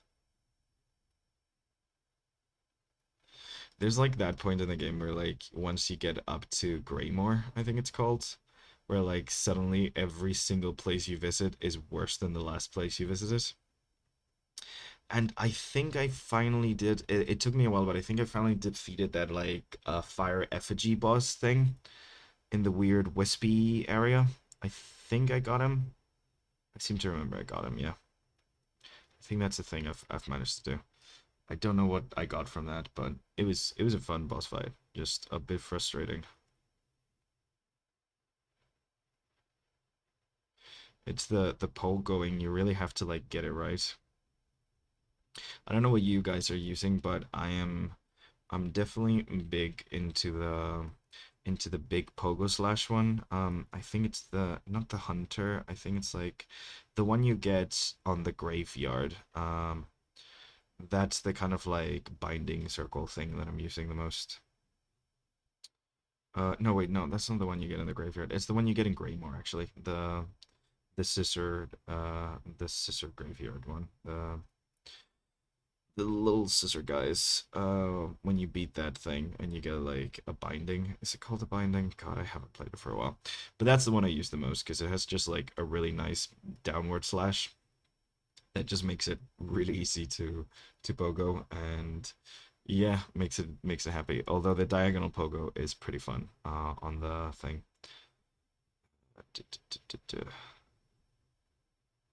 Well, I think there might still be some stuff for me to do in with the ants. I don't know if there's like an ant boss fight. I heard there's an ant boss fight, but I haven't gotten to it.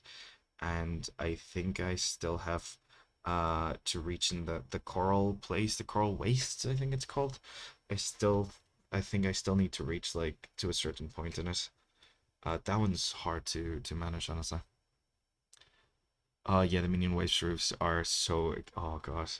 The bird one took me so fucking long on the first go on Greymore. That one was hellish. I hated fighting those birds. Now I've gotten pretty good at it, but like I really hated fighting those birds when it first started. I think that's the thing with Silksong though. It's like it's same with like Hollow Knight. It's one of those games where like when I first start playing it, everything feels like a challenge. And I think I do a lot whenever I'm stuck is I start a new playthrough. Because it generally helps me realize how like much I've improved at playing at the game. Because like you start a new playthrough and suddenly you're like, oh yeah, this enemy that used to give me so much trouble, turns out I'm actually pretty good at managing them now. So like it's nice, like it gives me a nice little bit of hope. Whenever I do that, I'm like, I'll just start a new playthrough and remind myself that I've actually improved a bunch. Also, kind of like a thing you kind of have to do if you drop the game for too long and you come back to it. Like the practice using the game is kind of like needed in order to beat certain bosses. Like you need to remember your moves and stuff. I have beat the first sinner, but the only time I've done it is like having reached the second act before beating by not the first sinner, the first judge or something like that. I forgot what it's called. It just reminds me of the first sinner from Dark Souls 2. But that giant bug lady with the incense that prevents you from entering the citadel. That one lady, I've only beaten her after like having been in Act 2 for like a while, because I kind of took the wrong entrance into the citadel. Um, I didn't know I was taking the wrong entrance. I was just really enjoying the Phantom fight. Oh, that's one of my favorite fights, like by a mile. That and the Silky Ladies fight. I forget her name. But yeah, no, those fights are so fun. Like generally so fun. Okay, so something like this. Blip, blip, blip. Um, so we just need to do this hand, the pole arm, and the face. Cool. We're actually making decent time, despite the fact that I am dying on the inside and the outside. God, I wish I had a pool access to a pool right now.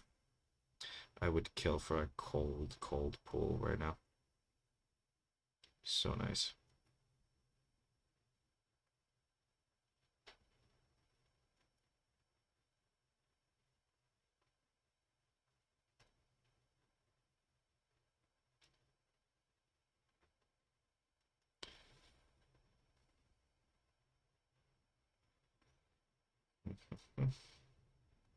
But yeah, man, Silksong's such a pretty good, like, such a pretty game. The soundtrack is so nice. Ah, it's so good. It's so good. I need to do more Silksong stuff. More Silksong art. It's necessary. I feel like if I keep talking about Silksong, I'll summon Abby. Same way talking about sexy vampire summons Finn. Okay. Something like this, I think works pretty okay. That's fine. Gotta do the big pole arm. You guys told me the name and I've forgotten already, but big pole arm thing. I'm gonna do it. Get to do it. Um,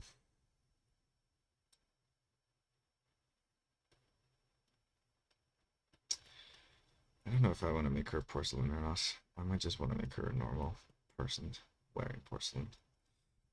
Still debating that, honestly.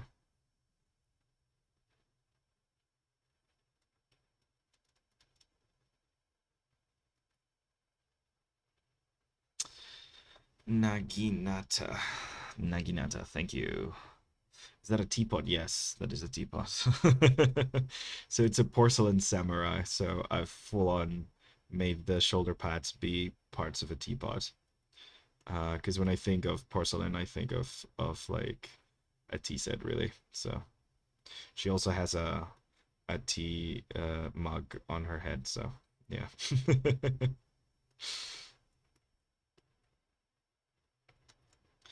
That's the level of subtlety that I'm working with here.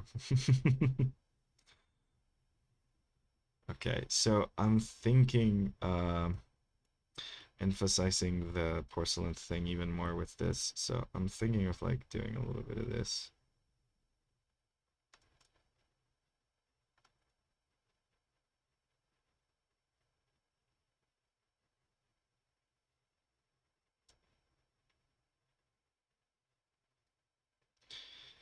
Something like that.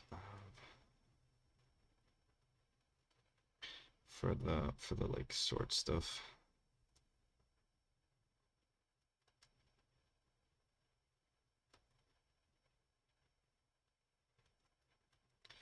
Maybe more like that.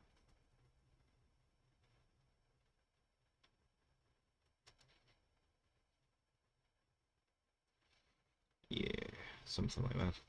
Okay. Well, that was a terrible line.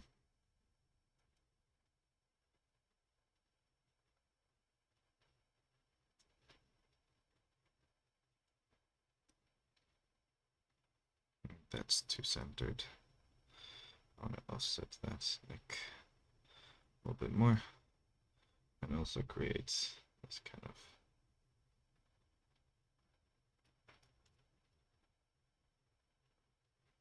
This thing has been put back together a bunch of times. Kind of feel, because the blade is going to be porcelain, I think. Yeah, that's pretty good. Okay, let's erase this part and focus on the face. I love how, like, normally I start with the face, but today I've decided to, like, leave it for the last second. But yeah. If subtlety is key, then we've been locked out. Yes, exactly, Brie. Yeah, no. Subtlety is for the weak. What do you mean you're being subtle? No, no. I'm hitting you with a bag full of bricks for you to understand what I'm doing. I don't actually mind subtlety. I think it's generally hard to do things subtle in a subtle way and actually get your idea across. And especially for something like this, I feel like visual communication being strong and clear is a bit more important. So we're definitely going with the non-subtle option for sure.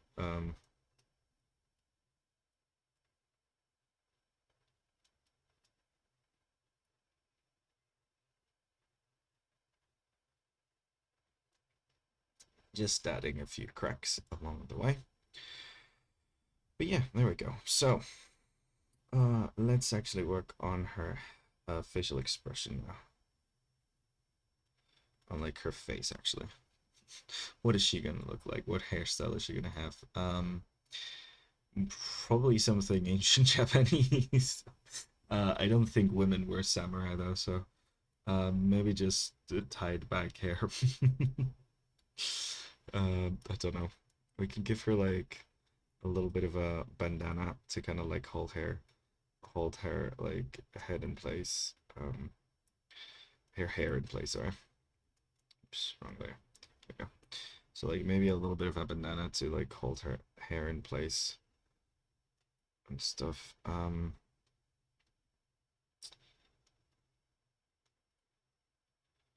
know Japanese people tend to have pretty straight hair, so we're going with straight hair for her. A little bit of a swoop there.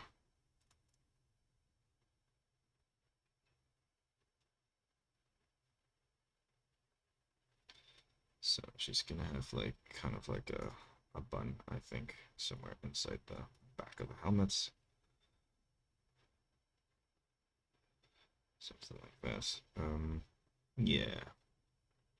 Everything else but the face, literally. A couple of hairs falling down the face. Yeah, yeah, yeah. We need a couple of little bit of like hair coming down. It's a tradition, you know. Getting a little bit of that. So I want to give her like kind of like a square jaw. Make her like feel pretty tough.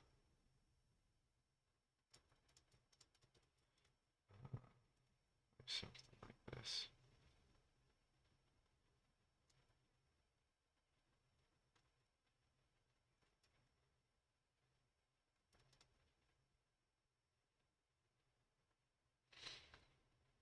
Yeah, something like this.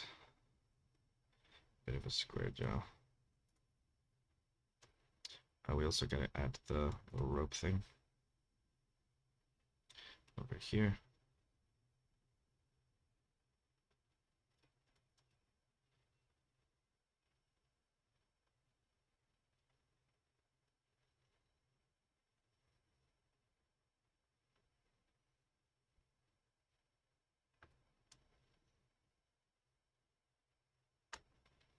Something like that. I think that works. Gonna take a drawing break and bake. Ooh, that's fun. Oh, it's not baking weather here though. I would not turn an oven on even if I had a gun to my head. No, sir. No ovens on today. Thank you very much. Oh, God. Imagine turning an oven off. Nope. Big nope. Oh, we got a new sub. Welcome, welcome.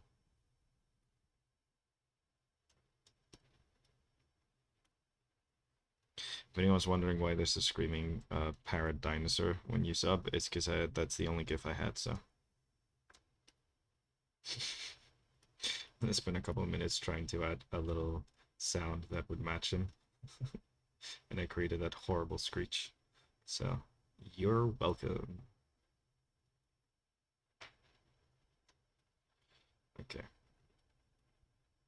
That's pretty good for that. Fun. Okay, let's actually give her like an actual face now.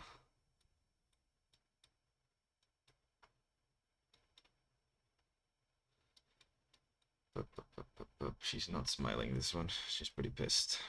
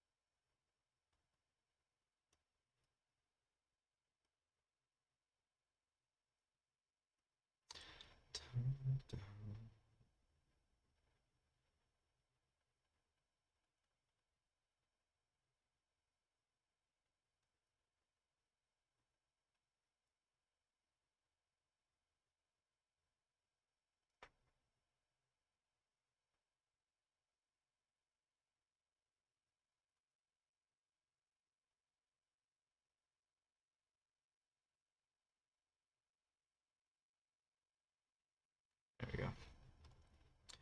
The nice nose. Oh, howdy, howdy. Jeski, welcome, welcome. Looking on the background, so we'll be lurking for the most part. Cool work, thank you. No worries, yeah, judging face. She's just got a deadpan. Ugh. Mm. I don't know why that was the vibe, but I think it's because I'm grumpy today. So, yeah, she's grumpy too. I'm grumpy, she's grumpy, we're all grumpy.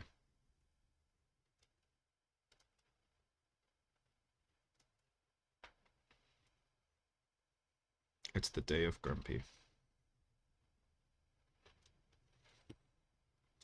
I don't like that nose. I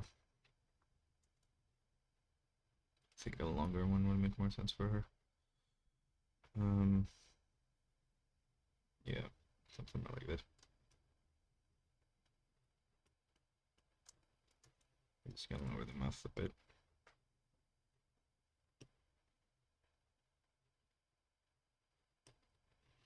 Pointy. She feels like pointy nose kind of person. Yeah, something like that. And then like the math is just, I'm just gonna lower it a bit.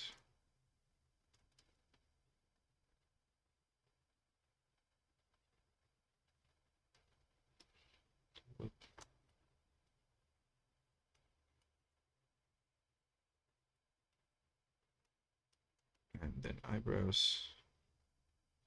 Gonna go a bit thinner because I don't know. I like the contrast. She's pretty thick and tough, but then her eyebrows are like nice and like little tiny little things. I do like making bigger eyebrows in general, but I think it works for her.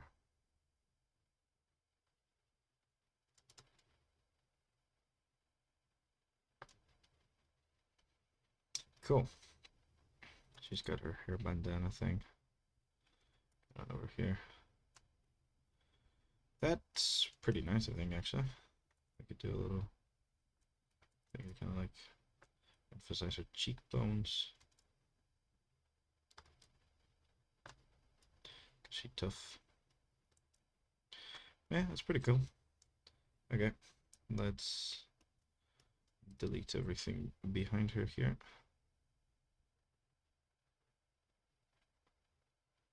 I don't think there's a lot. Just a couple of things here and there. Yeah, I think that's pretty much it. Cool. There we go. She looks pretty neat. Eyes are a bit wobbly. Let's do the typical mirroring canvas thing to notice. Yeah, that's this eye is popping out way too much. Yeah, there we go.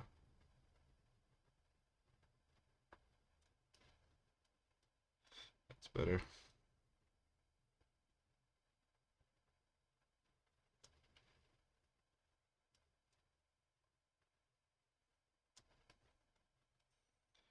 Yeah, image mirror canvas. Yeah, there you go. Cool, cool, cool. I think we managed to make a pretty interesting looking porcelain samurai. Yeah. We're gonna now just get into the coloring phase of it all. Um, yeah. But I think that she's pretty cool. I think she kind of like works-ish. Not my best work. Like I said, I'm melting inside and outside. So, you know, it's something. Love a grumpy vibe. Yeah. Okay, she looks so cool. Okay, nice. Good, good, good, good. Thank you for the support, guys. I definitely need it. Yeah, so my usual thing, like I've said many times, it's this whole idea of like going in and doing the entire silhouette in white first and then coloring it in. So that's kind of what we're gonna do. Uh, do, do, do, do.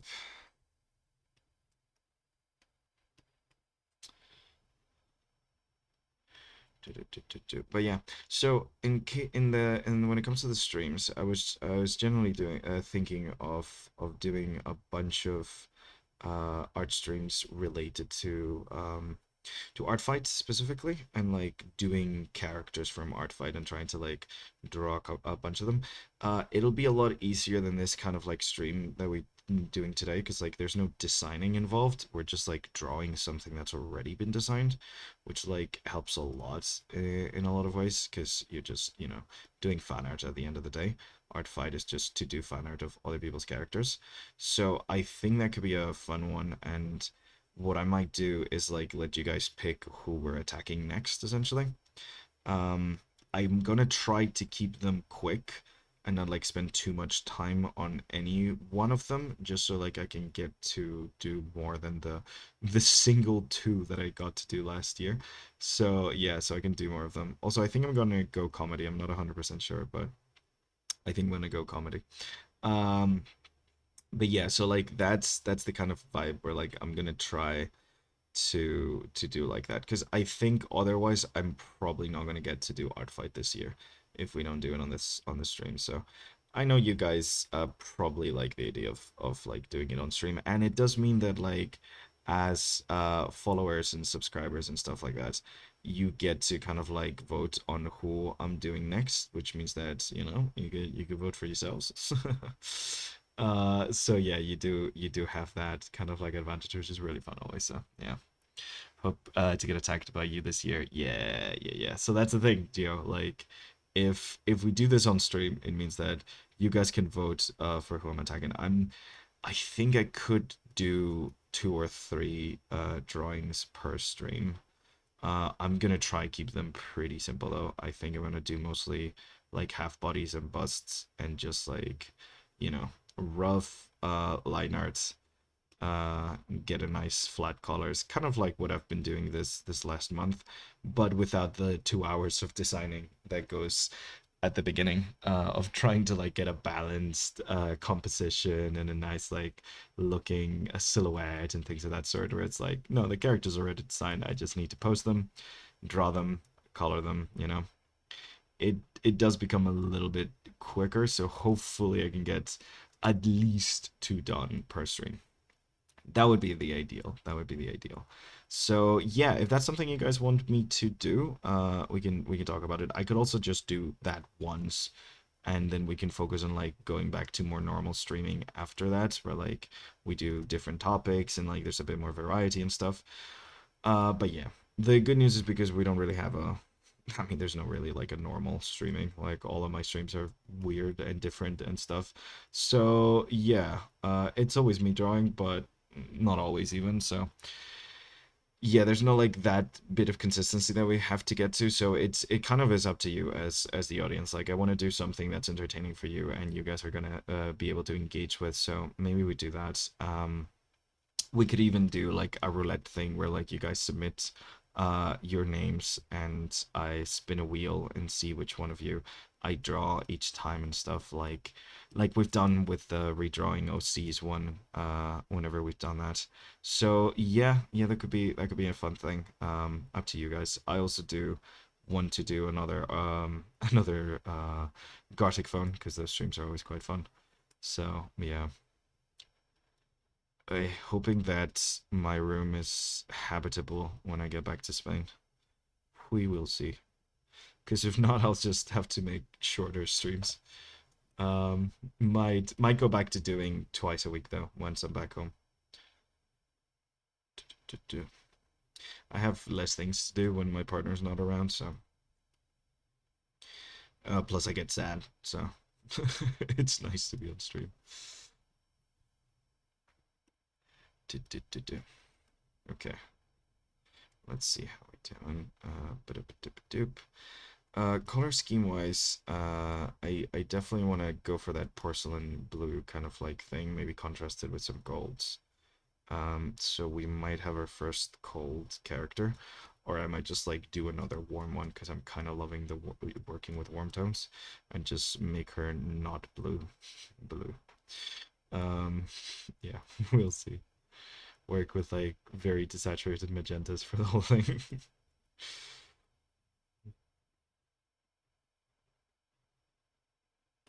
I'm kind of loving working with warmer palettes though. It's making me really happy. And I've been trying to do very bright colors for like the last couple of years in my art to try to push myself with like color usage and make sure that like because I used to do very desaturated color schemes, which just allowed me to care less about what colors I was using. So I think having worked with more saturated ones has really forced me to pay more attention to color, which is a good thing because color is hard and I need to get better at it. So yeah, like I think I've been kind of like going to experimenting with like saturation a lot more recently with this kind of like idea of keeping an entire scheme consistent with like whether warms or colds. Saturation is kind of like your secret weapon to introducing colors that might not fit that scheme initially. So yeah, I've been using it a bunch and I kind of love it. I'm kind of really happy working with those warm palettes. It's been kind of fun making green without green. Yeah, it's kind of a fun ride. So we'll see. Let's try a couple things out and see where we get. So, this one continues the same. Just gonna lock you and set your normal, set the opacity below. Let's go with a very deep purple. Set you to overlay. There we go. Okay. Something like that. Fantastic. Okie dokie. Let's change the music up a little bit. Let's do something a bit more active. See if I can get myself a bit more awake. God, the heat is unbearable, guys. Boy. Okay. So let's get some colors. Let's color wheel up here. Let me look at my references for Porcelain. Let's see what we can work with, because we can work with those offset yellows. It's always fun. It's a nice scheme that I like from these. Kind of like that. The red with the blue. That's looking pretty good. That looks like a bit of a yellow. Maybe let's do like an off-white yellow kind of thing.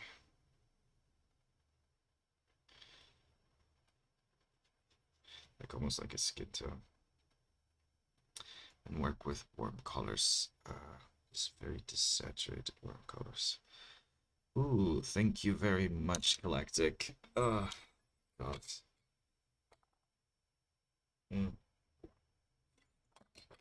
Oh, big sip for this one. Ooh. Yeah, that goes for everyone, not just me.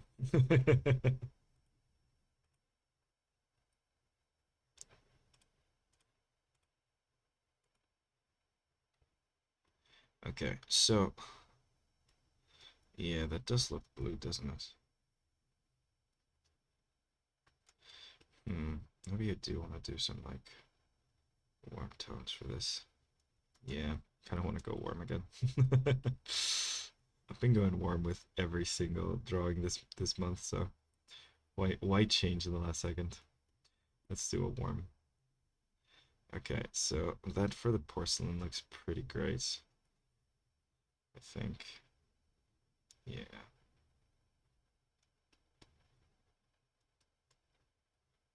That means we have like these bits over here, and then we can do some like reds and browns, I think. I think red's gonna contrast quite well. Let's do this like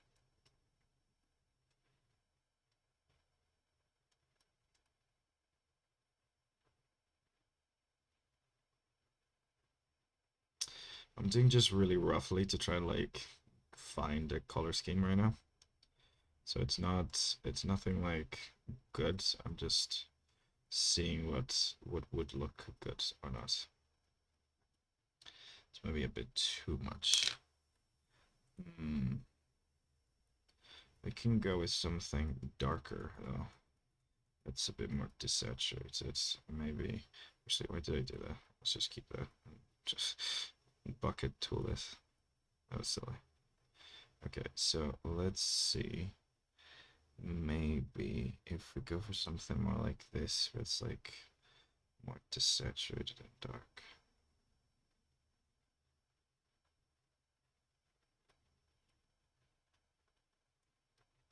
Yeah, that definitely brings that forward a lot more. And because we want to have like blue, like blue details throughout. I mean, I could even full on go very desaturated blue for this. I just have like blue stuff in here. I'm just gonna crinkle allay this just to get an idea of the color.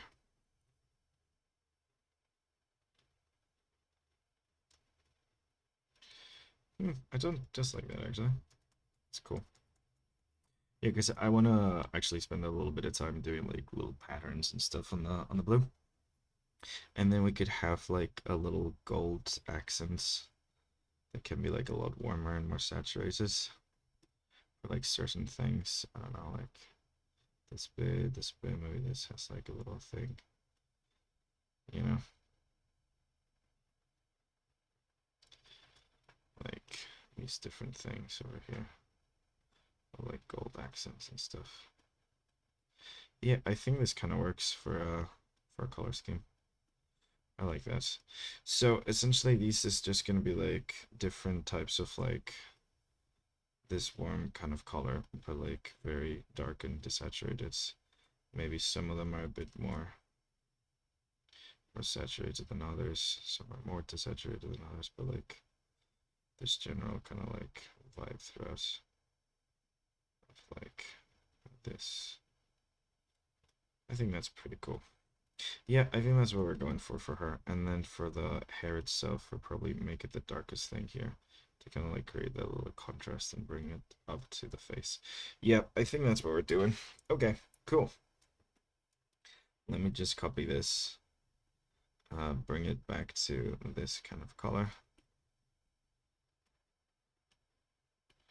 for the whole thing, and just keep our little thumbnail version of it in the corner so we can like color pick from it. But yeah, I think that's a good overall scheme. So I think I'm gonna start with this actually, with the costuming pieces. Yeah, let's just start with this color instead for the costuming pieces, and then highlight things as we go along. But yeah, I think that's a cool overall color scheme. Okay, because it's still warm, but like it's leaning towards those like darker tones and like those colder tones over here, and I think introducing a very desaturated blue here might be okay with how like destroying things. Like I feel like this doesn't look bad. Like desaturated blue over here doesn't necessarily look bad at all. Yeah. Okay, cool. Cool. Let us get to actually coloring then. It's gonna be quite flat like all the recent ones, so that's why I kind of wanted to make sure that the colors work really well, because like we're not gonna have lighting to really help them if they don't. So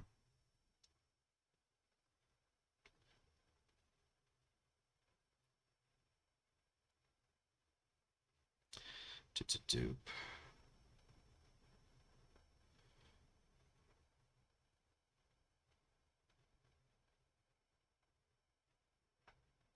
Oh, this bit should not be painted, should it?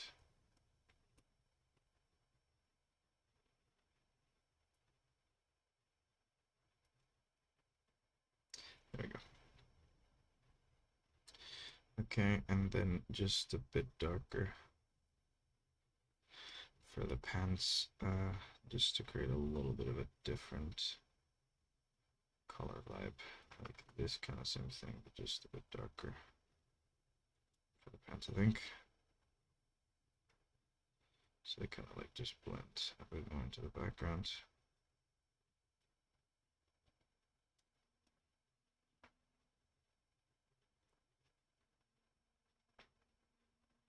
Except for the feet. Trying to keep like the lightest colors up here to kind of like make you look at her face essentially. So like that's kind of the idea. Like I'm bringing little bits of contrast, keeping all of these very gray, very desaturated, very uninteresting. So you don't focus on that, and you focus on the parts that I want you to look at. But I still need to color them somehow. So that's kind of the thing we're going with. That's why we're kind of doing this. So yeah, so like essentially like I want you to be looking at her face. So we're gonna have like the most contrast kind of like be over there. Okay.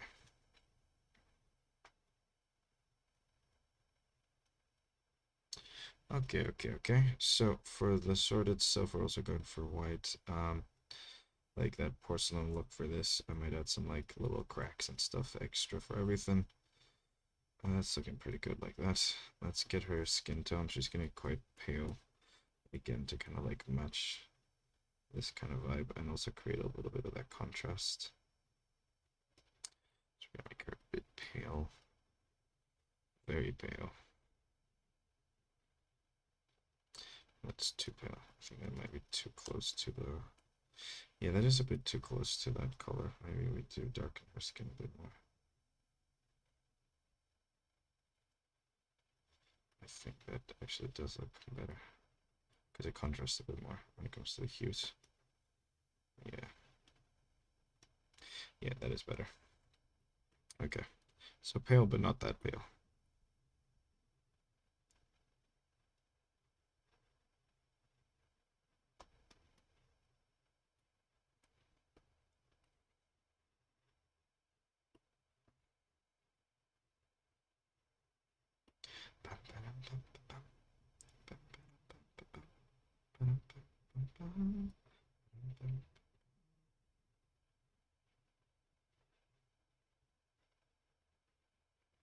I really like this band, but the more I learned about them, the less I liked them. I don't really like knowing too much about the bands that I listen to, because then you start being like, oh, they're not good people. Well, that makes me feel weird when I listen to them. But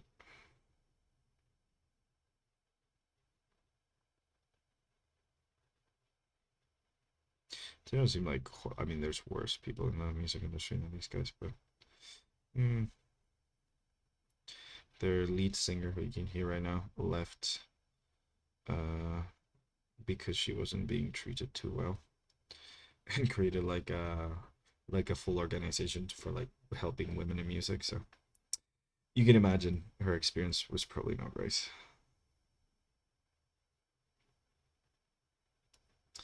Like if after leaving a band, the first thing you decide to do is create an organization to help women in music, you probably didn't have a great experience.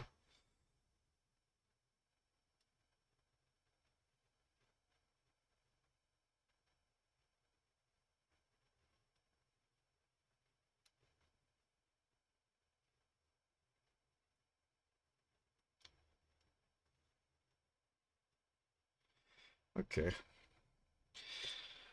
Hi. Oh, sorry. Just stretching. Big stretch. Okay. So, there's some porcelain patterns over here. Uh, Gonna draw a bunch of these around.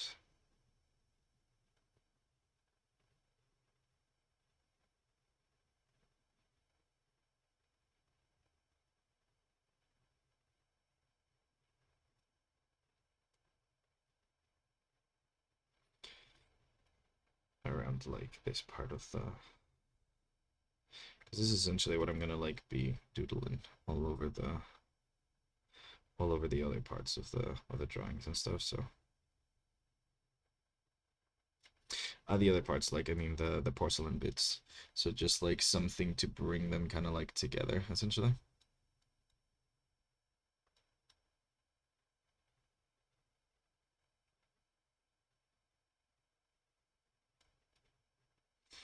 Something like that, just to like tie in the clothing with the porcelain bits. Something subtle. Just adding some interesting texture. So let's get to blocking out the porcelain bits. I want to give some like different hues and tones to them as well, just like a little bit of variation to them.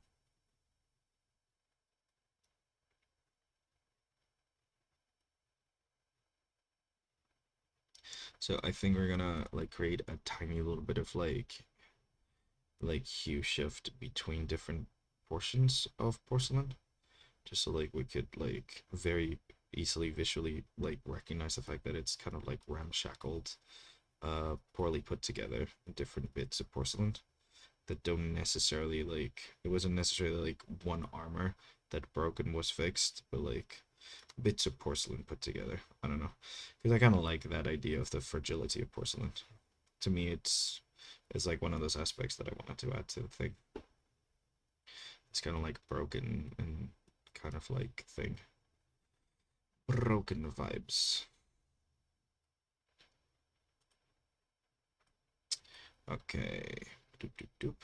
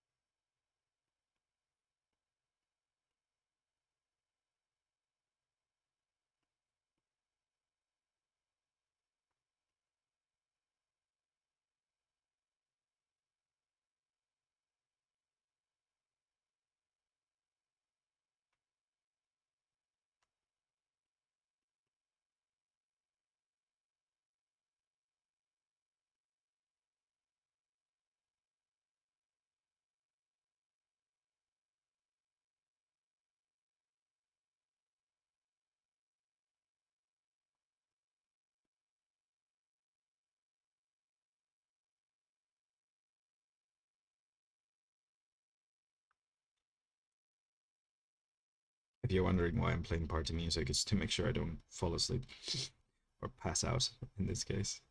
God, it's getting hotter and hotter in this room. This is gonna be hell. The moment my poor partner walks in, she's gonna be like, "What the fuck is this? Is this a sauna?" Yes, the answer is yes. This is a sauna. Like rooms already get stuffy when you like sit there and work in them for a bit, but like, God, this is terrible. Interesting that you are coloring the lines as well. Yeah, okay, so just because you are near here, so essentially I like the look of colored lines. So what I do to achieve that is that I make sure that my like I'm working here on like one layer essentially here.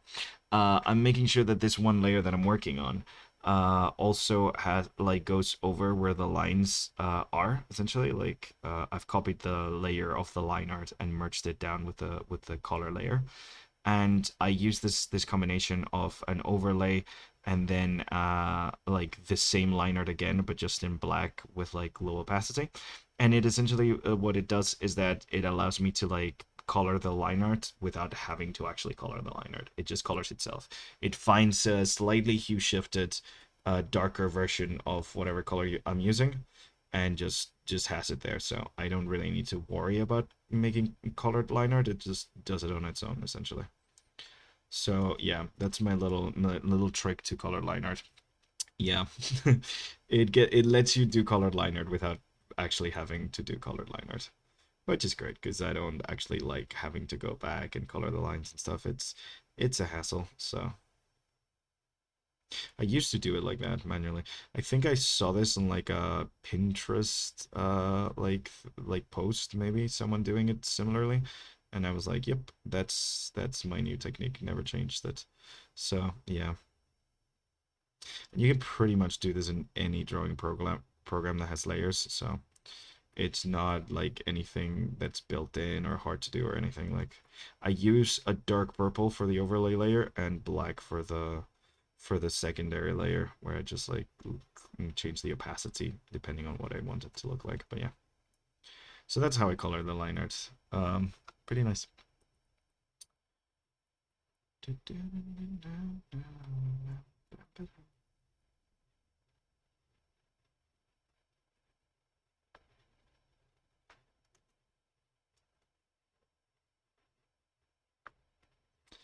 Yeah, so I think I'm making this out of porcelain as well, the sheath, because it just makes you actually pay attention and look at it. So I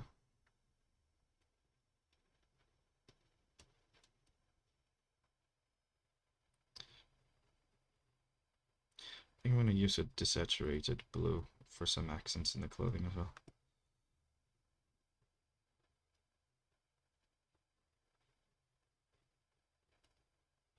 Things like the rope. I want to make them blue.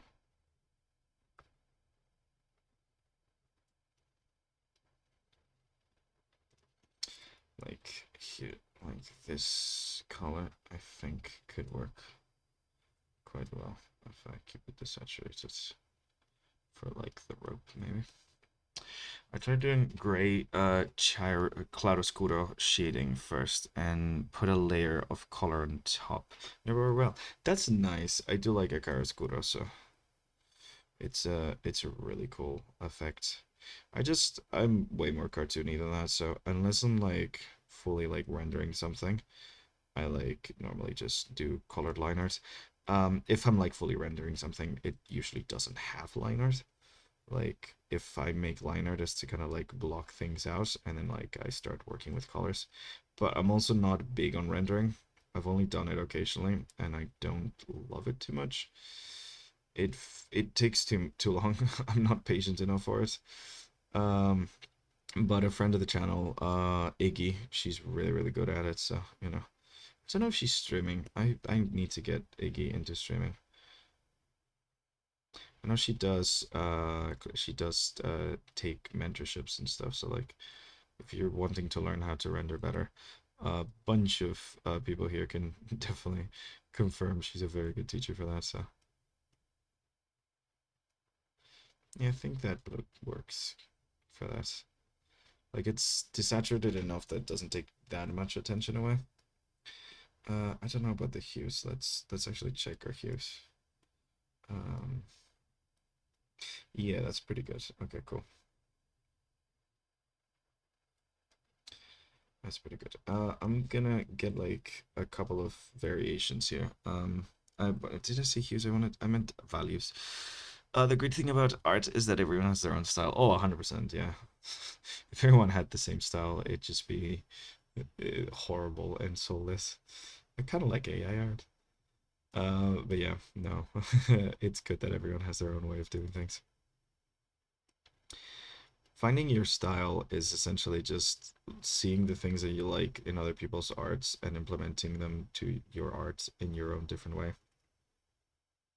That's pretty much it. You just like what weird tricks and shorthands and stylistic decisions you make that you might have seen someone else make or you just came up with on your own. And that's what makes a style, really. It's just a bunch of decisions.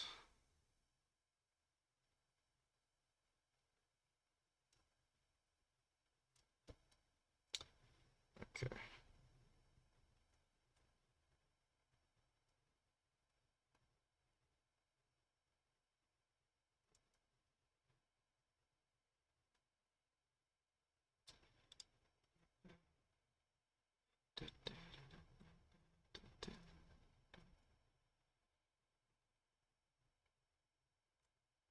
Just because they seem to suck a little bit of people doesn't mean I don't like their music. Lampert just sounds so good.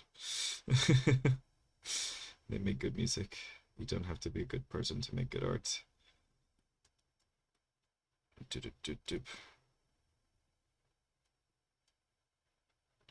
Okay, something like this.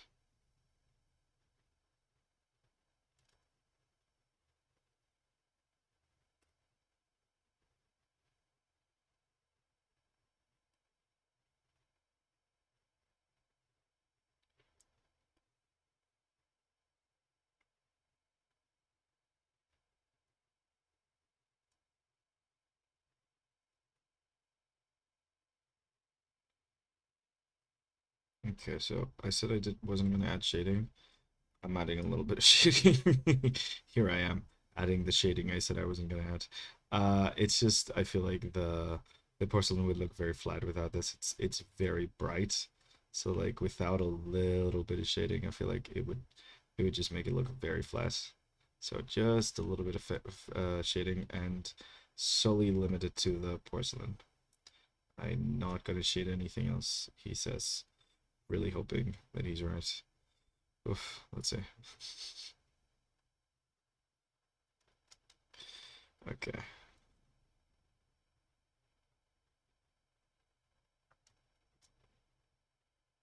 So I'm doing this in a different layer and then adding it to that because I kind of want to multiply it to make it a lot darker like that. It just gives a little bit of depth, you know? Like, it's not too much, but it does add a little bit of depth to it and it kind of needs a little bit of depth. So, and then I'm just coming in with a soft eraser to kind of like soften up the edges a bit because it's pretty messy shading. I didn't do a great job with it, so adds a little bit of variation to it. Okay, now let's actually get to the chromatic, the hue variation I was talking about. Yeah, this is a very the art from the creator. Yeah, I mean it's good to do both. Like consuming art in the context of who the person making it can tell you a lot about that art. And yeah, no, it's just I do get infuriated at the idea that like bad people can make good art because yeah, bad people do make good art. A lot of it. It doesn't mean they should be allowed to have the amount of influence and power they have in order to abuse that to hurt others. But yeah, no, bad people make good art.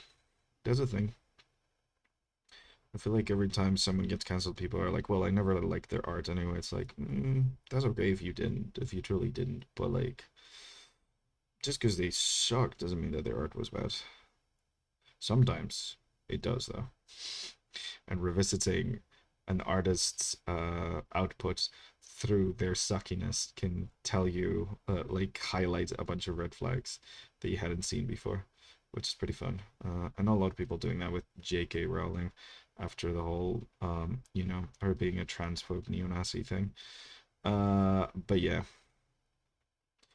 it really, it really like I don't know. It's one of those things. I feel like it's diminutive of like art as a whole. Like art and morality are separate. And it also kind of like puts like a judgment on people who like got moved by a work of art with a terrible person in it, or who made it or something. Yeah. I think it's the brain rot from the I don't know if you guys know this post about like where there was mold in the background. It's like the brain mold got to her. Yeah. No, I've seen some very interesting in like essays of people dissecting and analyzing Harry Potter through the lens of JK being the way she is. And it is interesting because there was a lot more red flags than I remember. But also, I kind of read those as a kid, and I didn't even read all of them because at some point I kind of just got bored of her writing. She's very overly descriptive, and it kind of like annoyed me to a point where I just stopped reading. So I was more of a Rick Riordan stan when it comes to books. That was a huge Harry Potter fan when it comes to the movies. Do, do, do, do. Like I still have somewhere in the back of my closet some like Ravenclaw uniform cape thing and like bunch of fucking wands and stuff that I made, as well as some replicas and things. So yeah, I was a big Harry Potter stan. Don't wanna undercook that. Whoop. Same time, I don't think I'm pushing those books on my kids. Like, I don't think I'm gonna have like be like, hey guys, you should read Harry Potter. I feel like there's better things for them to read that are less harmful and created by better people. The amount of sexism and especially fat phobia in those books, I did not remember how fucking bad it was. But it's bad, man. Also, the ending makes no fucking sense. I'm still mad about the ending of the Harry Potter books.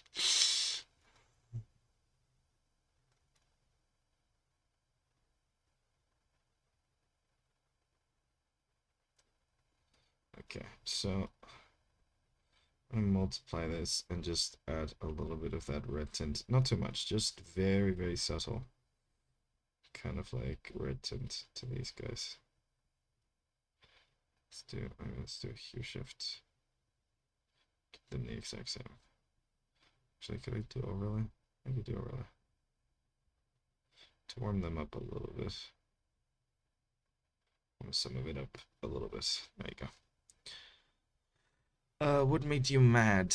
Oh, the overall like world building at the end. Like we've been presented through all the books with this really fucked up like magic world that clearly has a lot of like species to species racism and like the overall government works like shit and is incredibly corrupt from like the bottom up and stuff and like there's slavery and like all these horrible things and it's like it's really interesting. Like I love that they introduce all of that because it's like oh yeah, this like it creates a really cool idea of like oh this world that like the little boy thought was perfect and magical and amazing turns out is just as fucked up if not more than like our world. Cool, awesome. And then they do nothing about it.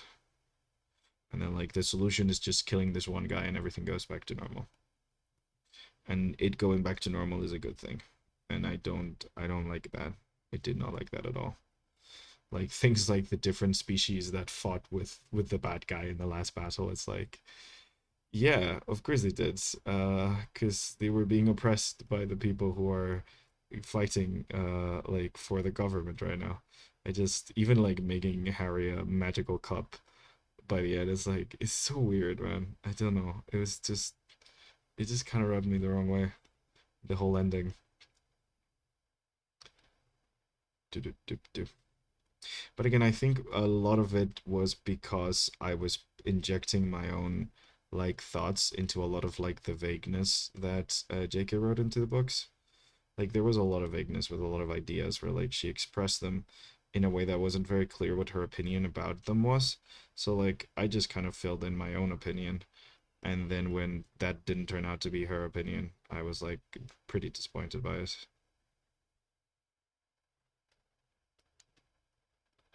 Yeah, naming his kid after his neighbor was fucking what the fuck. There was this guy that like really wanted to bomb my mom, and I named you after him. Oh, also, I am generally very concerned about the decision to make Snape black in the new freaking weird show thing that they're doing. That worries me a lot because of not because of like it's bad that like recasting the like actual like that I don't give a shit about that. That's fine. It's because Snape as a character itself himself like Snape being black is gonna make Harry Potter feel racist as fuck, and his dad feel racist as fuck, and everyone feel like even like it's generally like I don't know if you guys remember in like Snape's past, he got to like his Harry's dad hang him from trees, and Harry disliked him from the very first moment he met him and mistrusted him. Now, when he's the only black professor, that reads different, doesn't it? So I don't think they thought that through. I really don't think they thought that through. So that's gonna be interesting. I'm not gonna watch the new show, but it'll be interesting to see what the discourse around that is when it does come to screens or whatever. I don't know if it's out already. Actually, I have no idea. Also, feel sorry for the kid actors. Feels like they can't they probably can't consent with the bullshit they're getting into, because a lot of the other adults is like, yeah, fuck you for being in this. A lot of disappointment in like a lot of the people who ended up being in this, but like, yeah, the kids, I don't think they know any better. They're fucking children, so I feel bad for them. Ignore most remakes, like the Lord of the Rings series, the Game of Thrones series. Yeah, I kind of stopped watching Game of Thrones way before the finale, so I wasn't as disappointed because I kind of like for me it dropped off way before that. But yeah, no. And I'm not a big fan of Lord of the Rings, so I don't mind that much about it. But like honestly, it's like the same with Star Wars. Like anyone who says, "Oh, this thing ruined Star Wars, this thing ruined Star Wars," I don't think you can ruin movies that exist. The thing that ruins Star Wars is that we cannot see the movie as it was without any of the fixes. That there is no like actual original version of Star Wars out there anywhere. See, that for me is ruining Star Wars. But like, as long as you're not changing the original material, creating material that you might not like, I'm fine with that because I don't give two fucks about canon. Yeah, just because someone decides to tell me that's canon, I'm like, cool, awesome. I don't really care. I watch lore videos to fall asleep to, not to define my enjoyment of media, so it's fine. It's fine if something is canon that I don't like, or if some recontextualization makes the universe feel dumber or whatever the heck. It's like, yeah, but the things that I like are still there, so I'm okay. It's fine.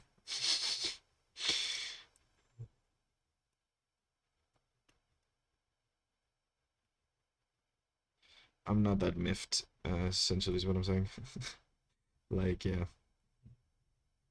Like the thing that does bother me is the whole like special editions replacing the original versions of Star Wars. The fact that I, as someone who's like a huge fan of practical effects and things like that, cannot watch the actual like practical effects version of the original trilogy because the only thing is that's available is the CGI filled ones that George wanted. That makes me quite mad because it's fine if he wants to make another version, but the fact that like the original is not accessible by anyone, to anyone, that bugs me a lot. That bugs me a hell of a lot. I feel like conservation is of art is a thing I do really care about. So yeah, that really sucks. If I want to watch the original version of Star Wars, I need to pull out my dubbed Spanish VHSs, and those are dubbed, so that's the closest I can get to watching Star Wars as it was. And that sucks, right? Yeah. Yeah, and shot first. Yeah, exactly.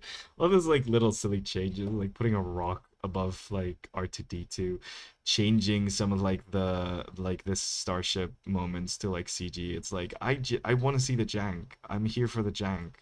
This is why I love Star Wars. It's the jank. Thank you. Please let me see the jank. Thank you. I just, yeah, I don't get it. That's corporate art for you, though. It's hard to create anything without it being regurgitated, digested into nothingness. Oy. I do love Ender. That's a really good show. See, that recontextualizes Star Wars in a way that I really enjoy. And the times that things recontextualize it in a way that I don't enjoy, I just ignore them.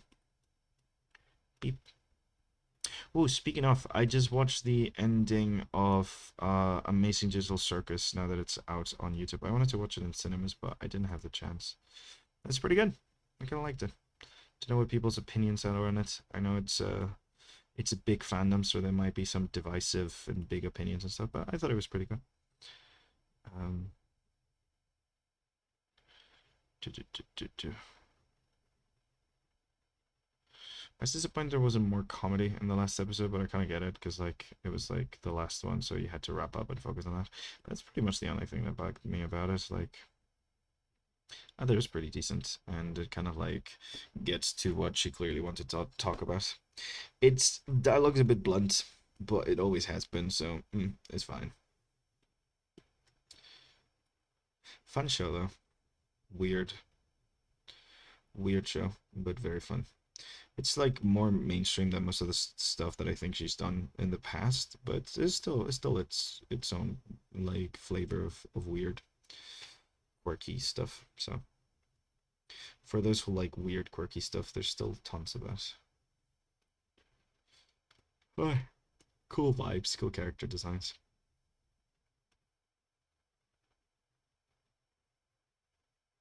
Okay, let's do the trims now.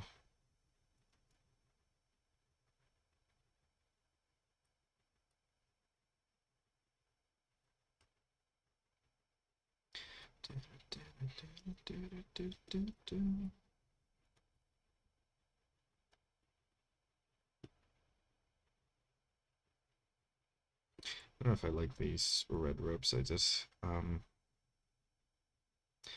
want to darker them to saturate them a lot more.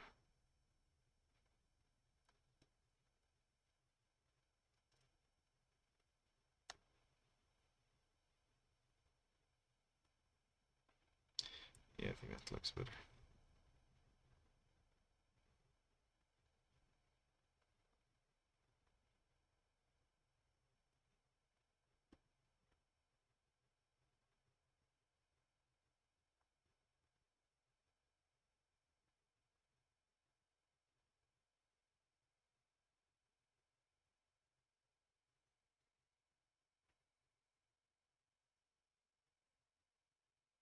Let's do a darker version of this.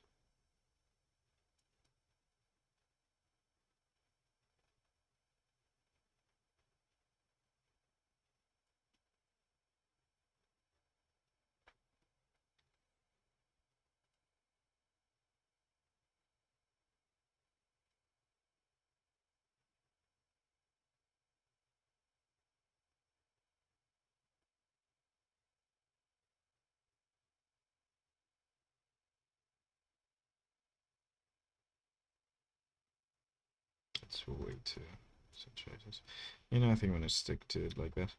I mean, the feet is not something I really want anyone to be looking at anyways. I might add some like flowery patterns over here.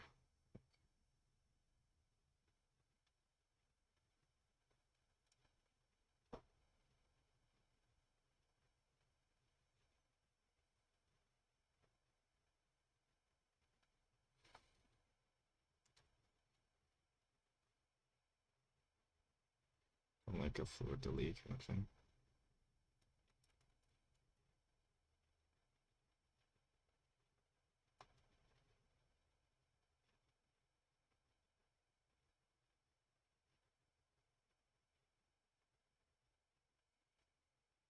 Yeah, something like that, I think, for the bottom of the pants.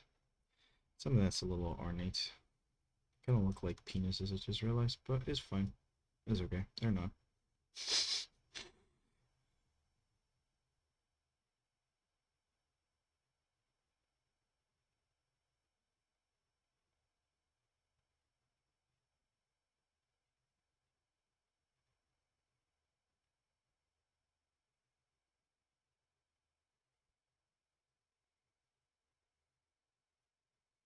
There you go. Something a little.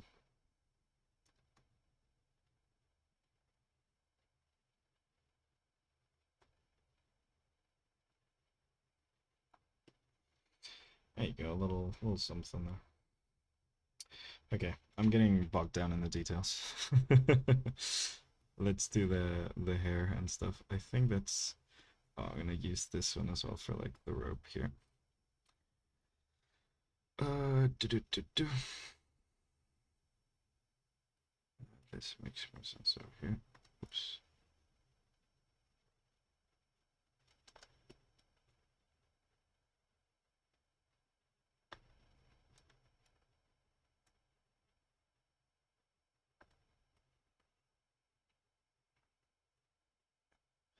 Yep, and this like here.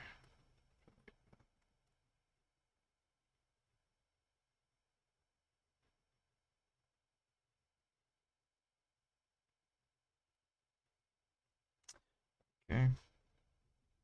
I'm being quieter than usual. I'm sorry, guys. Oof, it just takes me so much energy to focus when I'm this hot. Like, goddamn. Oof, okay. We got this. We got this. Thank you for the music to cover up the silence. The VOD's gonna be a bit weird though. There's gonna be like a bunch of sections of just me not saying a single thing. Sorry for anyone watching the VOD. Okay, so this nice, then a little something here for this pattern. Same over here for this, like the little bits of gold. I might do like the gold cracks that like Gio was talking about earlier. For some sections of it.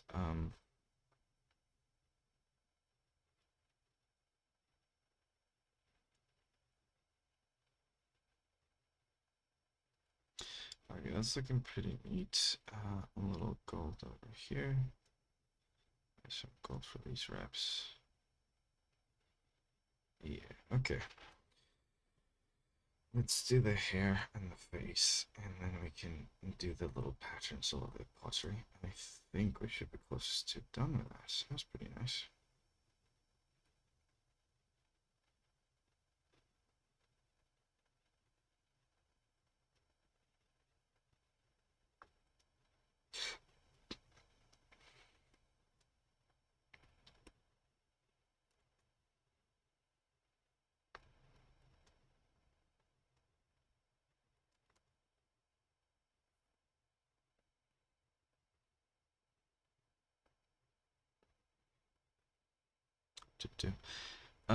Just okay, how have you had the hollows set up for the drawing again? Okay, so for the layers, essentially, it's just these three layers. Ignore the hue one, and this is just a little thing.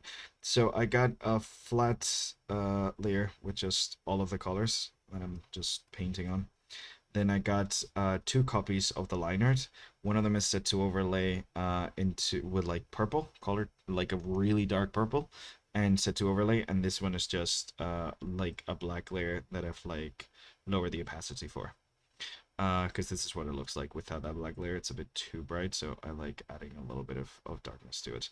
But yeah, this is the like setup essentially. Like, and what I did to make sure that like to make sure that like the colors are under like the line art. What I did is like I copied the line art right before I start coloring, and merge it with the like color layer to just get the edges in essentially. So yeah, that's how I've got that set up. Doop, doop, doop. That makes sense. Oh, cool. Thank you. That's how I get the color liner. It just it saves so much time, and especially for something like this where we're doing it on stream and stuff. Like, I'll take all of the time I can get. Thank you very much.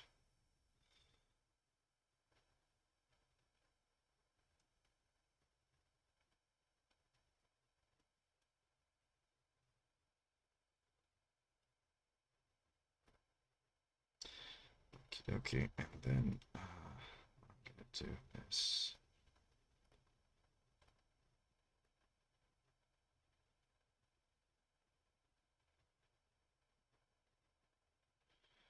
Let's do like a darker version of this color. To add like some little stripes to it.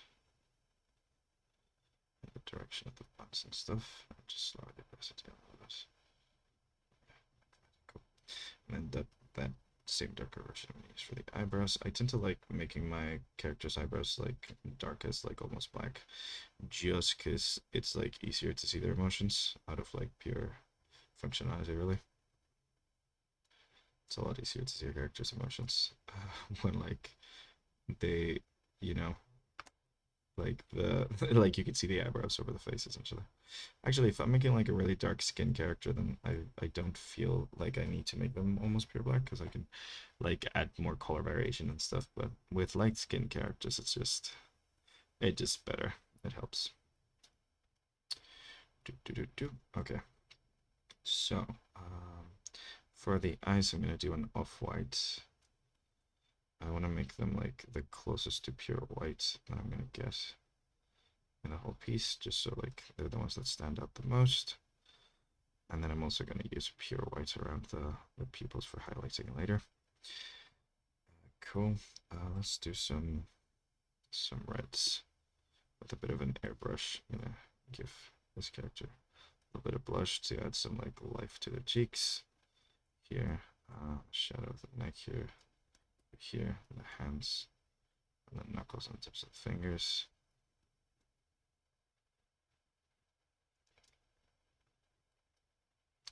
Cool. And the nose and the ear. Just set that to multiply.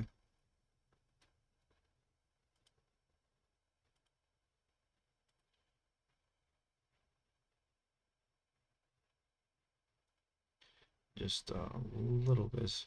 It's just to show that they have blood, essentially.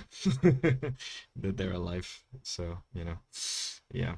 And then I'll do this.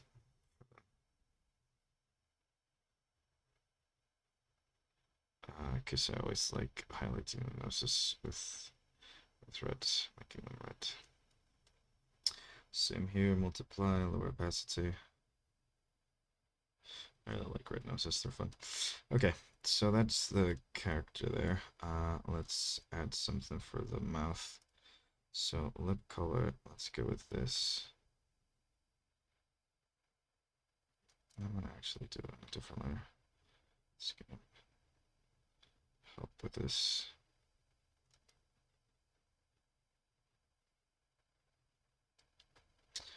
And then the white for the teeth underneath. Actually, lower the opacity a lot for this one. Just want a little bit hint of the fact that there's lips there, but don't want her to look like she's wearing lipstick. She warrior. Yep, there we go. And just the teeth. Cool. And then the eyes, I think we're gonna make them like almost a red brown maybe. Or maybe like we'll do this kind of like purple blue actually. Purple blue might be fun.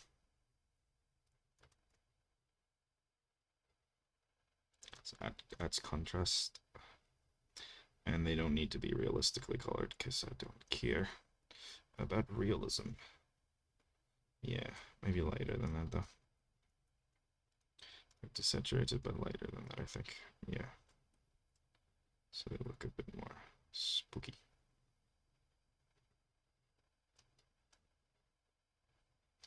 Then the one time I'm going to use pure white is here for the highlights on the eye. There we go. That's pretty good. Okay, so let's add some of the little patterns throughout the design. The blue is this one. I think it's the same one we've used for this, right? Yeah. And let's do some patterns throughout the design. Cool. Let's add some flower stuffs. Where's my references? Pottery. Here we go. Nice. So we're just gonna do some floweriness throughout, I think. Ooh, nice. What do we get? Posture check. Thank you very much, Anna. A big stretch. There we go. 3 hour mark. Oh, thank you. Yeah, we're getting close to done. I'm sorry, I've been so slow today. God, the heat really does like kill all of my energy. It's insane. But yeah, let's do some like nice flowers. Like they don't need to be like really ornate or anything, just you know, some like just some like nice flowers up through here. There we go. And maybe a little bit of like gold throughout this.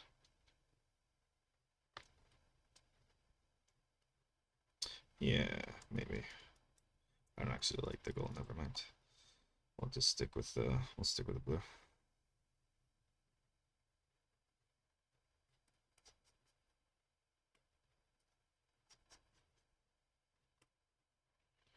Okay. Okay, so let's do a little bit of like maybe some, I don't know, some waves. Some waves are fine.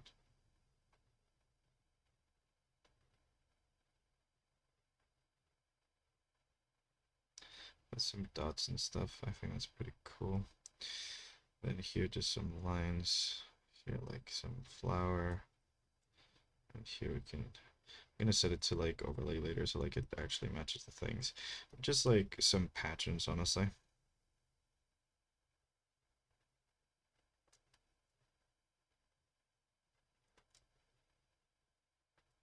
Very flowery, very rounded. To kind of like create this kind of ornate feeling. See, and like it already starting to look very, very like porcelainy.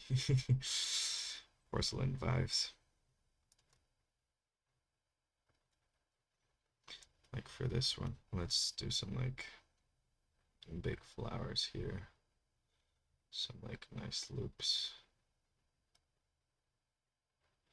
Some like flower petals and little things like this. Having my furnace long hair cat to my lap feels like torture with the heat going on right now. Oh god, yeah. Oof.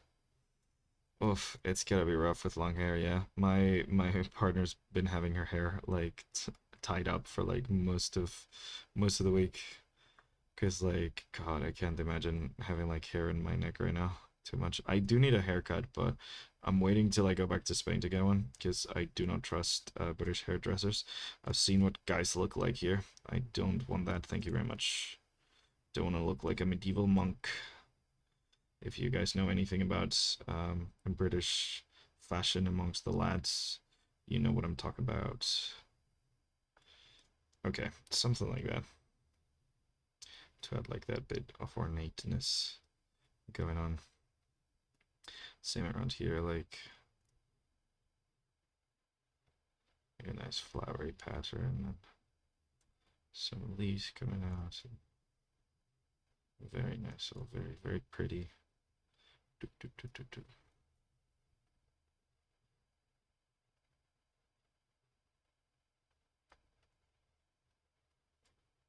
I'm gonna leave some parts of like the pottery being more blank, but just like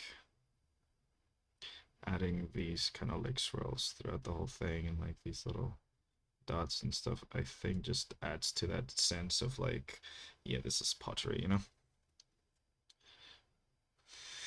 Can't say not to his cute face. Oh no, haha, better wait for the trusted hairdresser. Yeah. Yeah, no. I have like what, like 5 years of hair left in my life. I'm not gonna waste them on bad haircuts no more, no. But male pattern baldness is a real thing.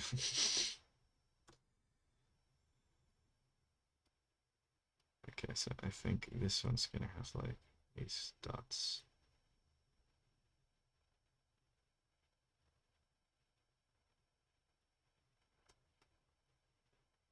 And then this one.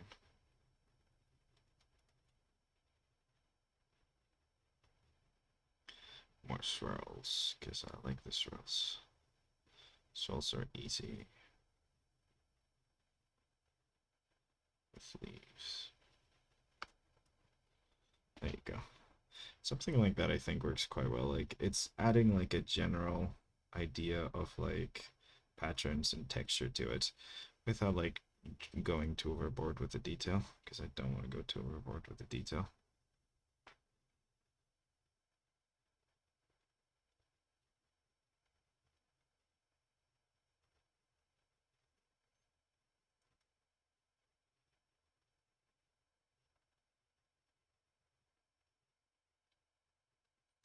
And then maybe this one gets it. This one could get more swirl treatment. With tulips, maybe.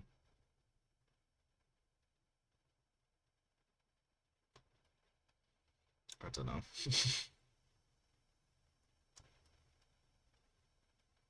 I think that's pretty good. Oh, I did forget to do the pole arm, didn't I? Okay, so the handle of the pole arm, we're just gonna go with red. No, actually, it's too light, isn't it? That's okay. Let's do a very dark red. Yeah, it's better.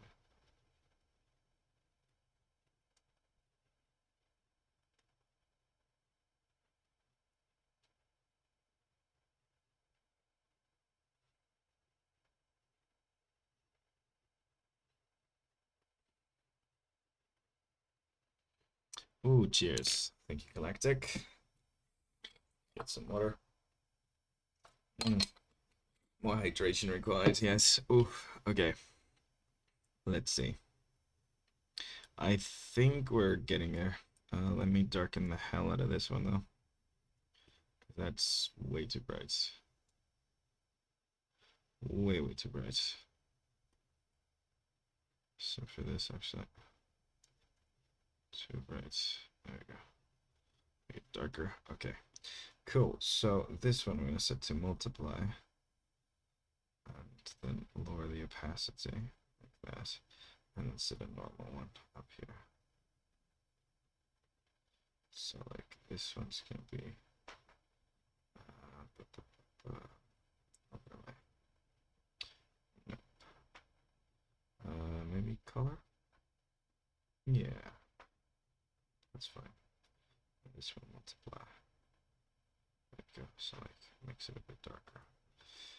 I think that's pretty close to what we want, I think. Yeah. I think that's pretty good.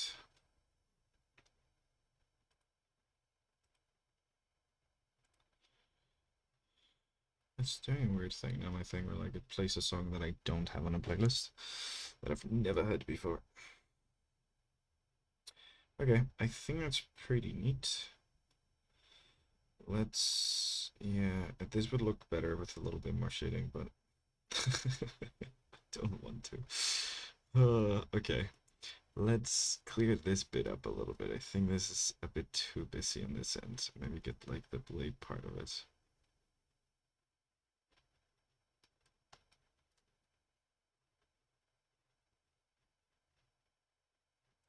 Let's get the blade side of it cleaner. Like that. I think that's better for like visual clarity. We're gonna make this a lot darker, I think. Just a little bit of shadows. That's all I think we're gonna do. Just to separate certain blocks of color from each other. Create a bit more cohesion overall.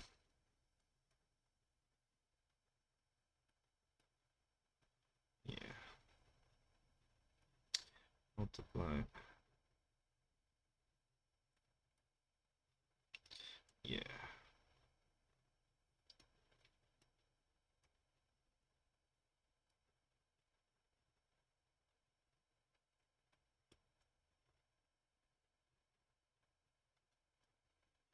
Yeah, there we go. I like that. Okay. So this is our lady pretty much. Let's test this just, yeah, that's pretty good. And let's give her a nice colored background. We're gonna go a bit warm with it, I think. It's a light background looking like, no, I think we need a dark one. Just because a lot of her is very dark. Don't want her to like fade in. Yeah, that's a bit better. And because a lot of like the line is very white around her, around like the pots and pans and stuff, I'm gonna do a thing I don't usually do, I only do sometimes, which is like have an outline, like a darker outline.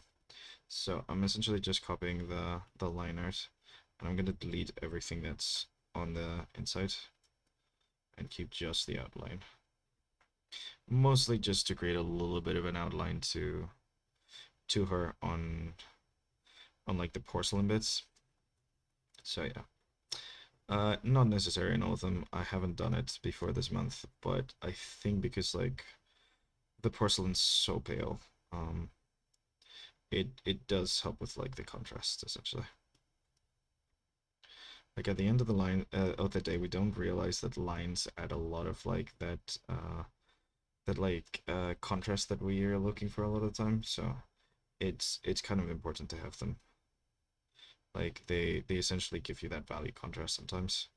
So we're gonna just do that and make sure we have like a nice outline to the thing. I'm just sticking to the outline as close as I can. It's rough, so it doesn't have to be too perfect, but the outline themselves are pretty rough anyways.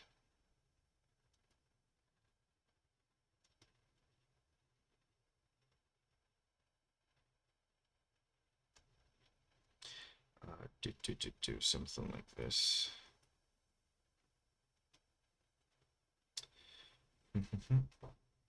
The lines imply shading. Yeah, exactly. The lines essentially are ways to like create a visual representation for like those little what's it called?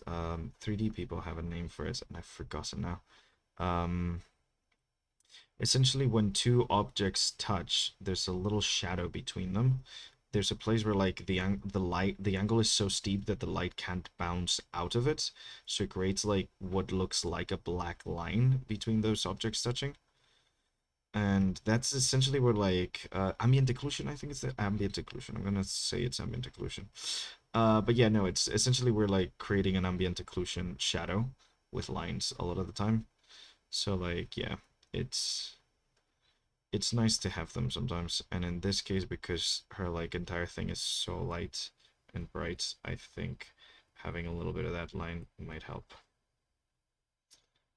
Uh, Also, I don't necessarily have to have the color on for this, but I just kind of wanted to see because it's such a messy drawing. I want to make sure that like I delete the right lines, because sometimes in certain places I've decided to color some lines, follow some lines, and ignore others.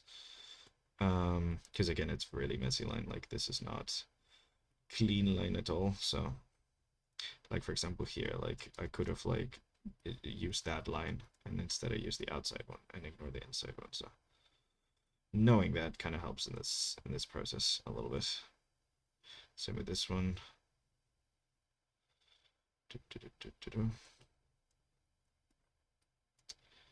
Something like that. There we go. Okay, and here it's a bit less important because some of are overlapping. It's a bit less important because like most of this is darker, so it's not gonna have that much of an impact anyways. But for the light stuff, I really do want to keep a little bit of the light. So there's a lot of like there's a lot of like outside lights inside, like little windows for this design specifically. Okay, so something like that. And then for the legs, honestly, I don't care much. It's like something like this. Well, let's do it all the way, because since we're doing it, we might as well do it all the way.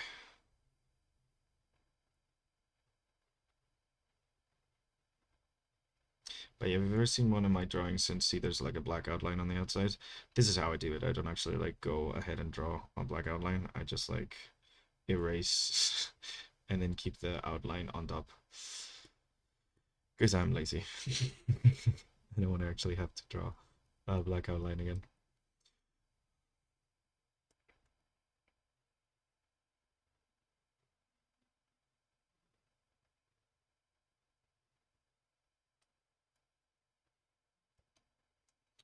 I used to do this a little more when I was worse at color because it was kind of necessary to keep those, especially when with values. But yeah, I don't want to make the background too dark to contrast the thing. So because none of the other backgrounds on this series are too dark, so I just don't want to do that. It is kind of a cop out, but it's fine. Art is like that. You just make decisions, and sometimes those decisions are for the sake of saving time. Sometimes those decisions are for stylistic purposes. Let's say it's a bit of both.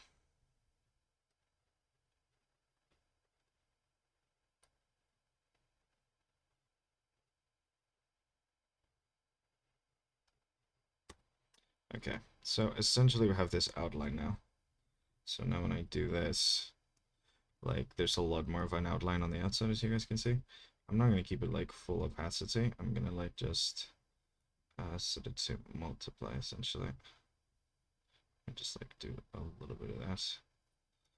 Because like if I take it off, like you see a lot of the darker areas look exactly the same, but the lighter areas, it adds a bit more of an outline, and I kind of want my character to be a bit more outlined. So yeah, all that work just for that, but that's how we roll in. Also, I haven't saved at all in the entire thing, so let me save this one as stream 20. Oh man, I've done 20 drawings on streams. That's pretty great. 20th anniversary of stream drawings. I think we're on stream 21 though, because we did do that one Minecraft one, or like 23, because we also did those two Gothic phone ones. So yeah, bloop. This is her. She's gonna need a name, but this is our porcelain samurai. She might look delicate, but she's not. But yeah, I think it's pretty cool. It definitely reads as a samurai.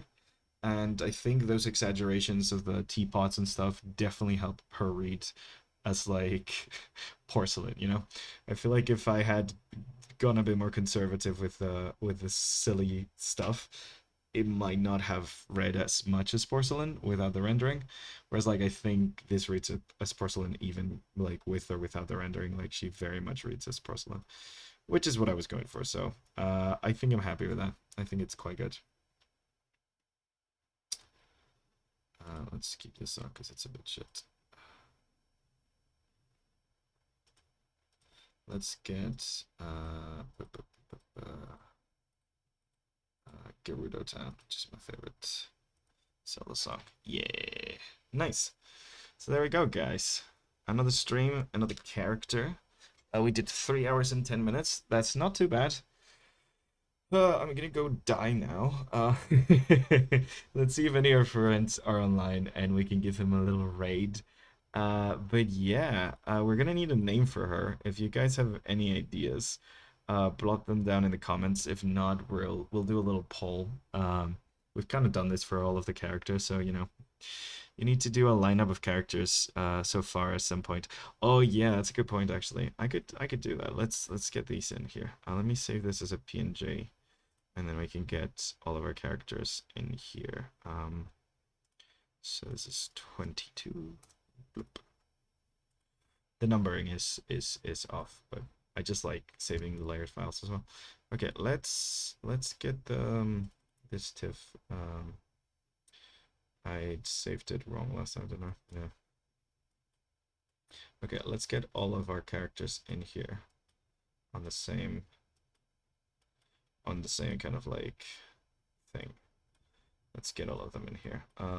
So this month we started with our little garden mermaid, which is this one over here. It's little lady. Still one of my favorite drawings I've ever done, honestly. She's freaking great. Love her very much. And we named her, I believe, the frog's name is Pound Cake. So, wait, let me actually write that down. So we have Pound Cake. I don't think our mailing lady has a name actually. Pound Cake. And then her name is Annie, short for anemone. as voted on by you guys. So that's Annie and Pound Cake. That was our first one. Then for our second stream, we made these two, who haven't been named yet, actually. Our nice little dinosaur and prehistoric lady who takes the mail. Um, hasn't been named yet, so we don't know what her name is. We don't know what the dinosaur's name is. I think I forgot to run a poll for those. So if you guys have any ideas for them, feel free to name both of them. This is the dino, and this is her. She's a male woman who carries mail in the shape of leaves. So yeah, those two need names. So we gotta come up with something. If you guys want to suggest some, we're happy to. Mila. Ooh, Mila is a cute name. Let's do Mila. Okay, Mila. There you go. And we need a name for the dino as well. Cute little name. That's Mila now. It's official. I now wrote it first. Now that's canon. Then yes, like last week's stream, yesterday, guys. Last week's stream, we made her our musical witch. And I think we got a name for her. Oh, I've forgotten the name. It was really good. It was like a pun. And I really liked it. Like we had a name and surname for her. Wait, I think this is on the Discord post. Let me go to the server. And to announcements. I hope I wrote it down in announcements. To Clarinet. Yeah, her name is Clara. Yeah, thank you, Shabach. You're the one who came out with it, aren't you? Yeah, Clara. Clara Net. That's Clara. Clarinet. And we don't have a name for the cat, so name suggestions for the little witch cat, who just sleeps on trumpets, on floating trumpets. Yeah, we need a name for him as well, or her. So like these two guys, they require a name. And then today we got the wonderful and very bored looking samurai lady. There we go. Our porcelain samurai. That's pretty good. We did two vertical, two horizontal. Didn't even try to do that. That's fun. Yeah, that was not on purpose, but that's pretty neat. And she also needs a name. So we need three names, guys. We're gonna need a name for her. This gal's gonna need a name, and we're gonna need a name for the dino and the little cat. I'm gonna drop these onto my art fight collection, so you guys get to draw them. But yeah, there we go. So this is our month. We did a month of character design, and it was a pretty good month, I think. I think it's quite a fun and cute month that we did. So yeah, pretty interesting and weird ass characters that we did. I just kind of wanted to do prompts that were fucking weird and kind of contradictory in some ways and see what would happen, you know? So yeah, pretty happy with this. But yeah, amazing. Okay, let us see if any of our friends are online to give them a little raid.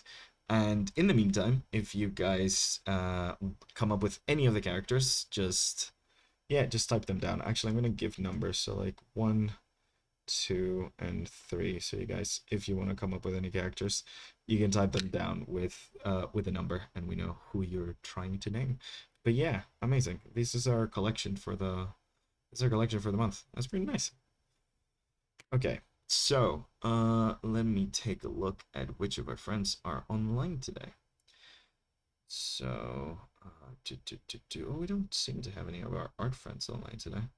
I guess we're gonna just find some more art friends. Every single time I don't find anyone, we just make more art friends. So let me take a look at what's on an art today, and let's see who's doing some cool stuff. Ooh, someone's drawing in a very cute style over here. Let's see. I like to do people who have less folks watching, maybe. Does it give me the number? Yeah, it gives me the number. Oh, that's cute. Someone's doing some comic books. Ooh, that looks nice. Pixel art. Ooh, some traditional painting. Oh. Trying to see something that matches the vibe. Oh, art blobs. That's actually quite fun. I think I might send you guys to this one streamer who's doing art blobs. Uh, Casey Snow Arts. I think she draws dinos normally. She's doing art blobs. That's pretty fun exercise if you guys haven't done it. Where like you draw blobs and then you essentially create what's it call them? Like characters or like faces and stuff within those weird random blobs. It's quite a fun exercise. And I need to fix my pad again. Ugh, my typing thing. It gets muddled sometimes. I don't know why. Raid, and then this person. Okay, we're raiding this lady, drawing the art blobs. Say hi from us. I will see you guys next week. I'll post stuff in the Discord. If you're new and you want to join the Discord, the link should be in our Twitch description. And yeah, I'll keep you guys updated on what we're doing the next week. But the month is over, so no more character designs. I think we're probably gonna do some art fight stuff. So yeah, thank you very much, guys, for joining. This was really, really nice. Loved having you here. I was really fucking grumpy, so it was really nice of you guys to put up with me. So I will see you all very soon, and have a great week. And is the raid working? It's working. Amazing. Cool, cool, cool, cool. 8 seconds, 7 seconds. Everyone join the raid, and say hi from us. Yeah, have a great week, guys. Bye-bye. Bye.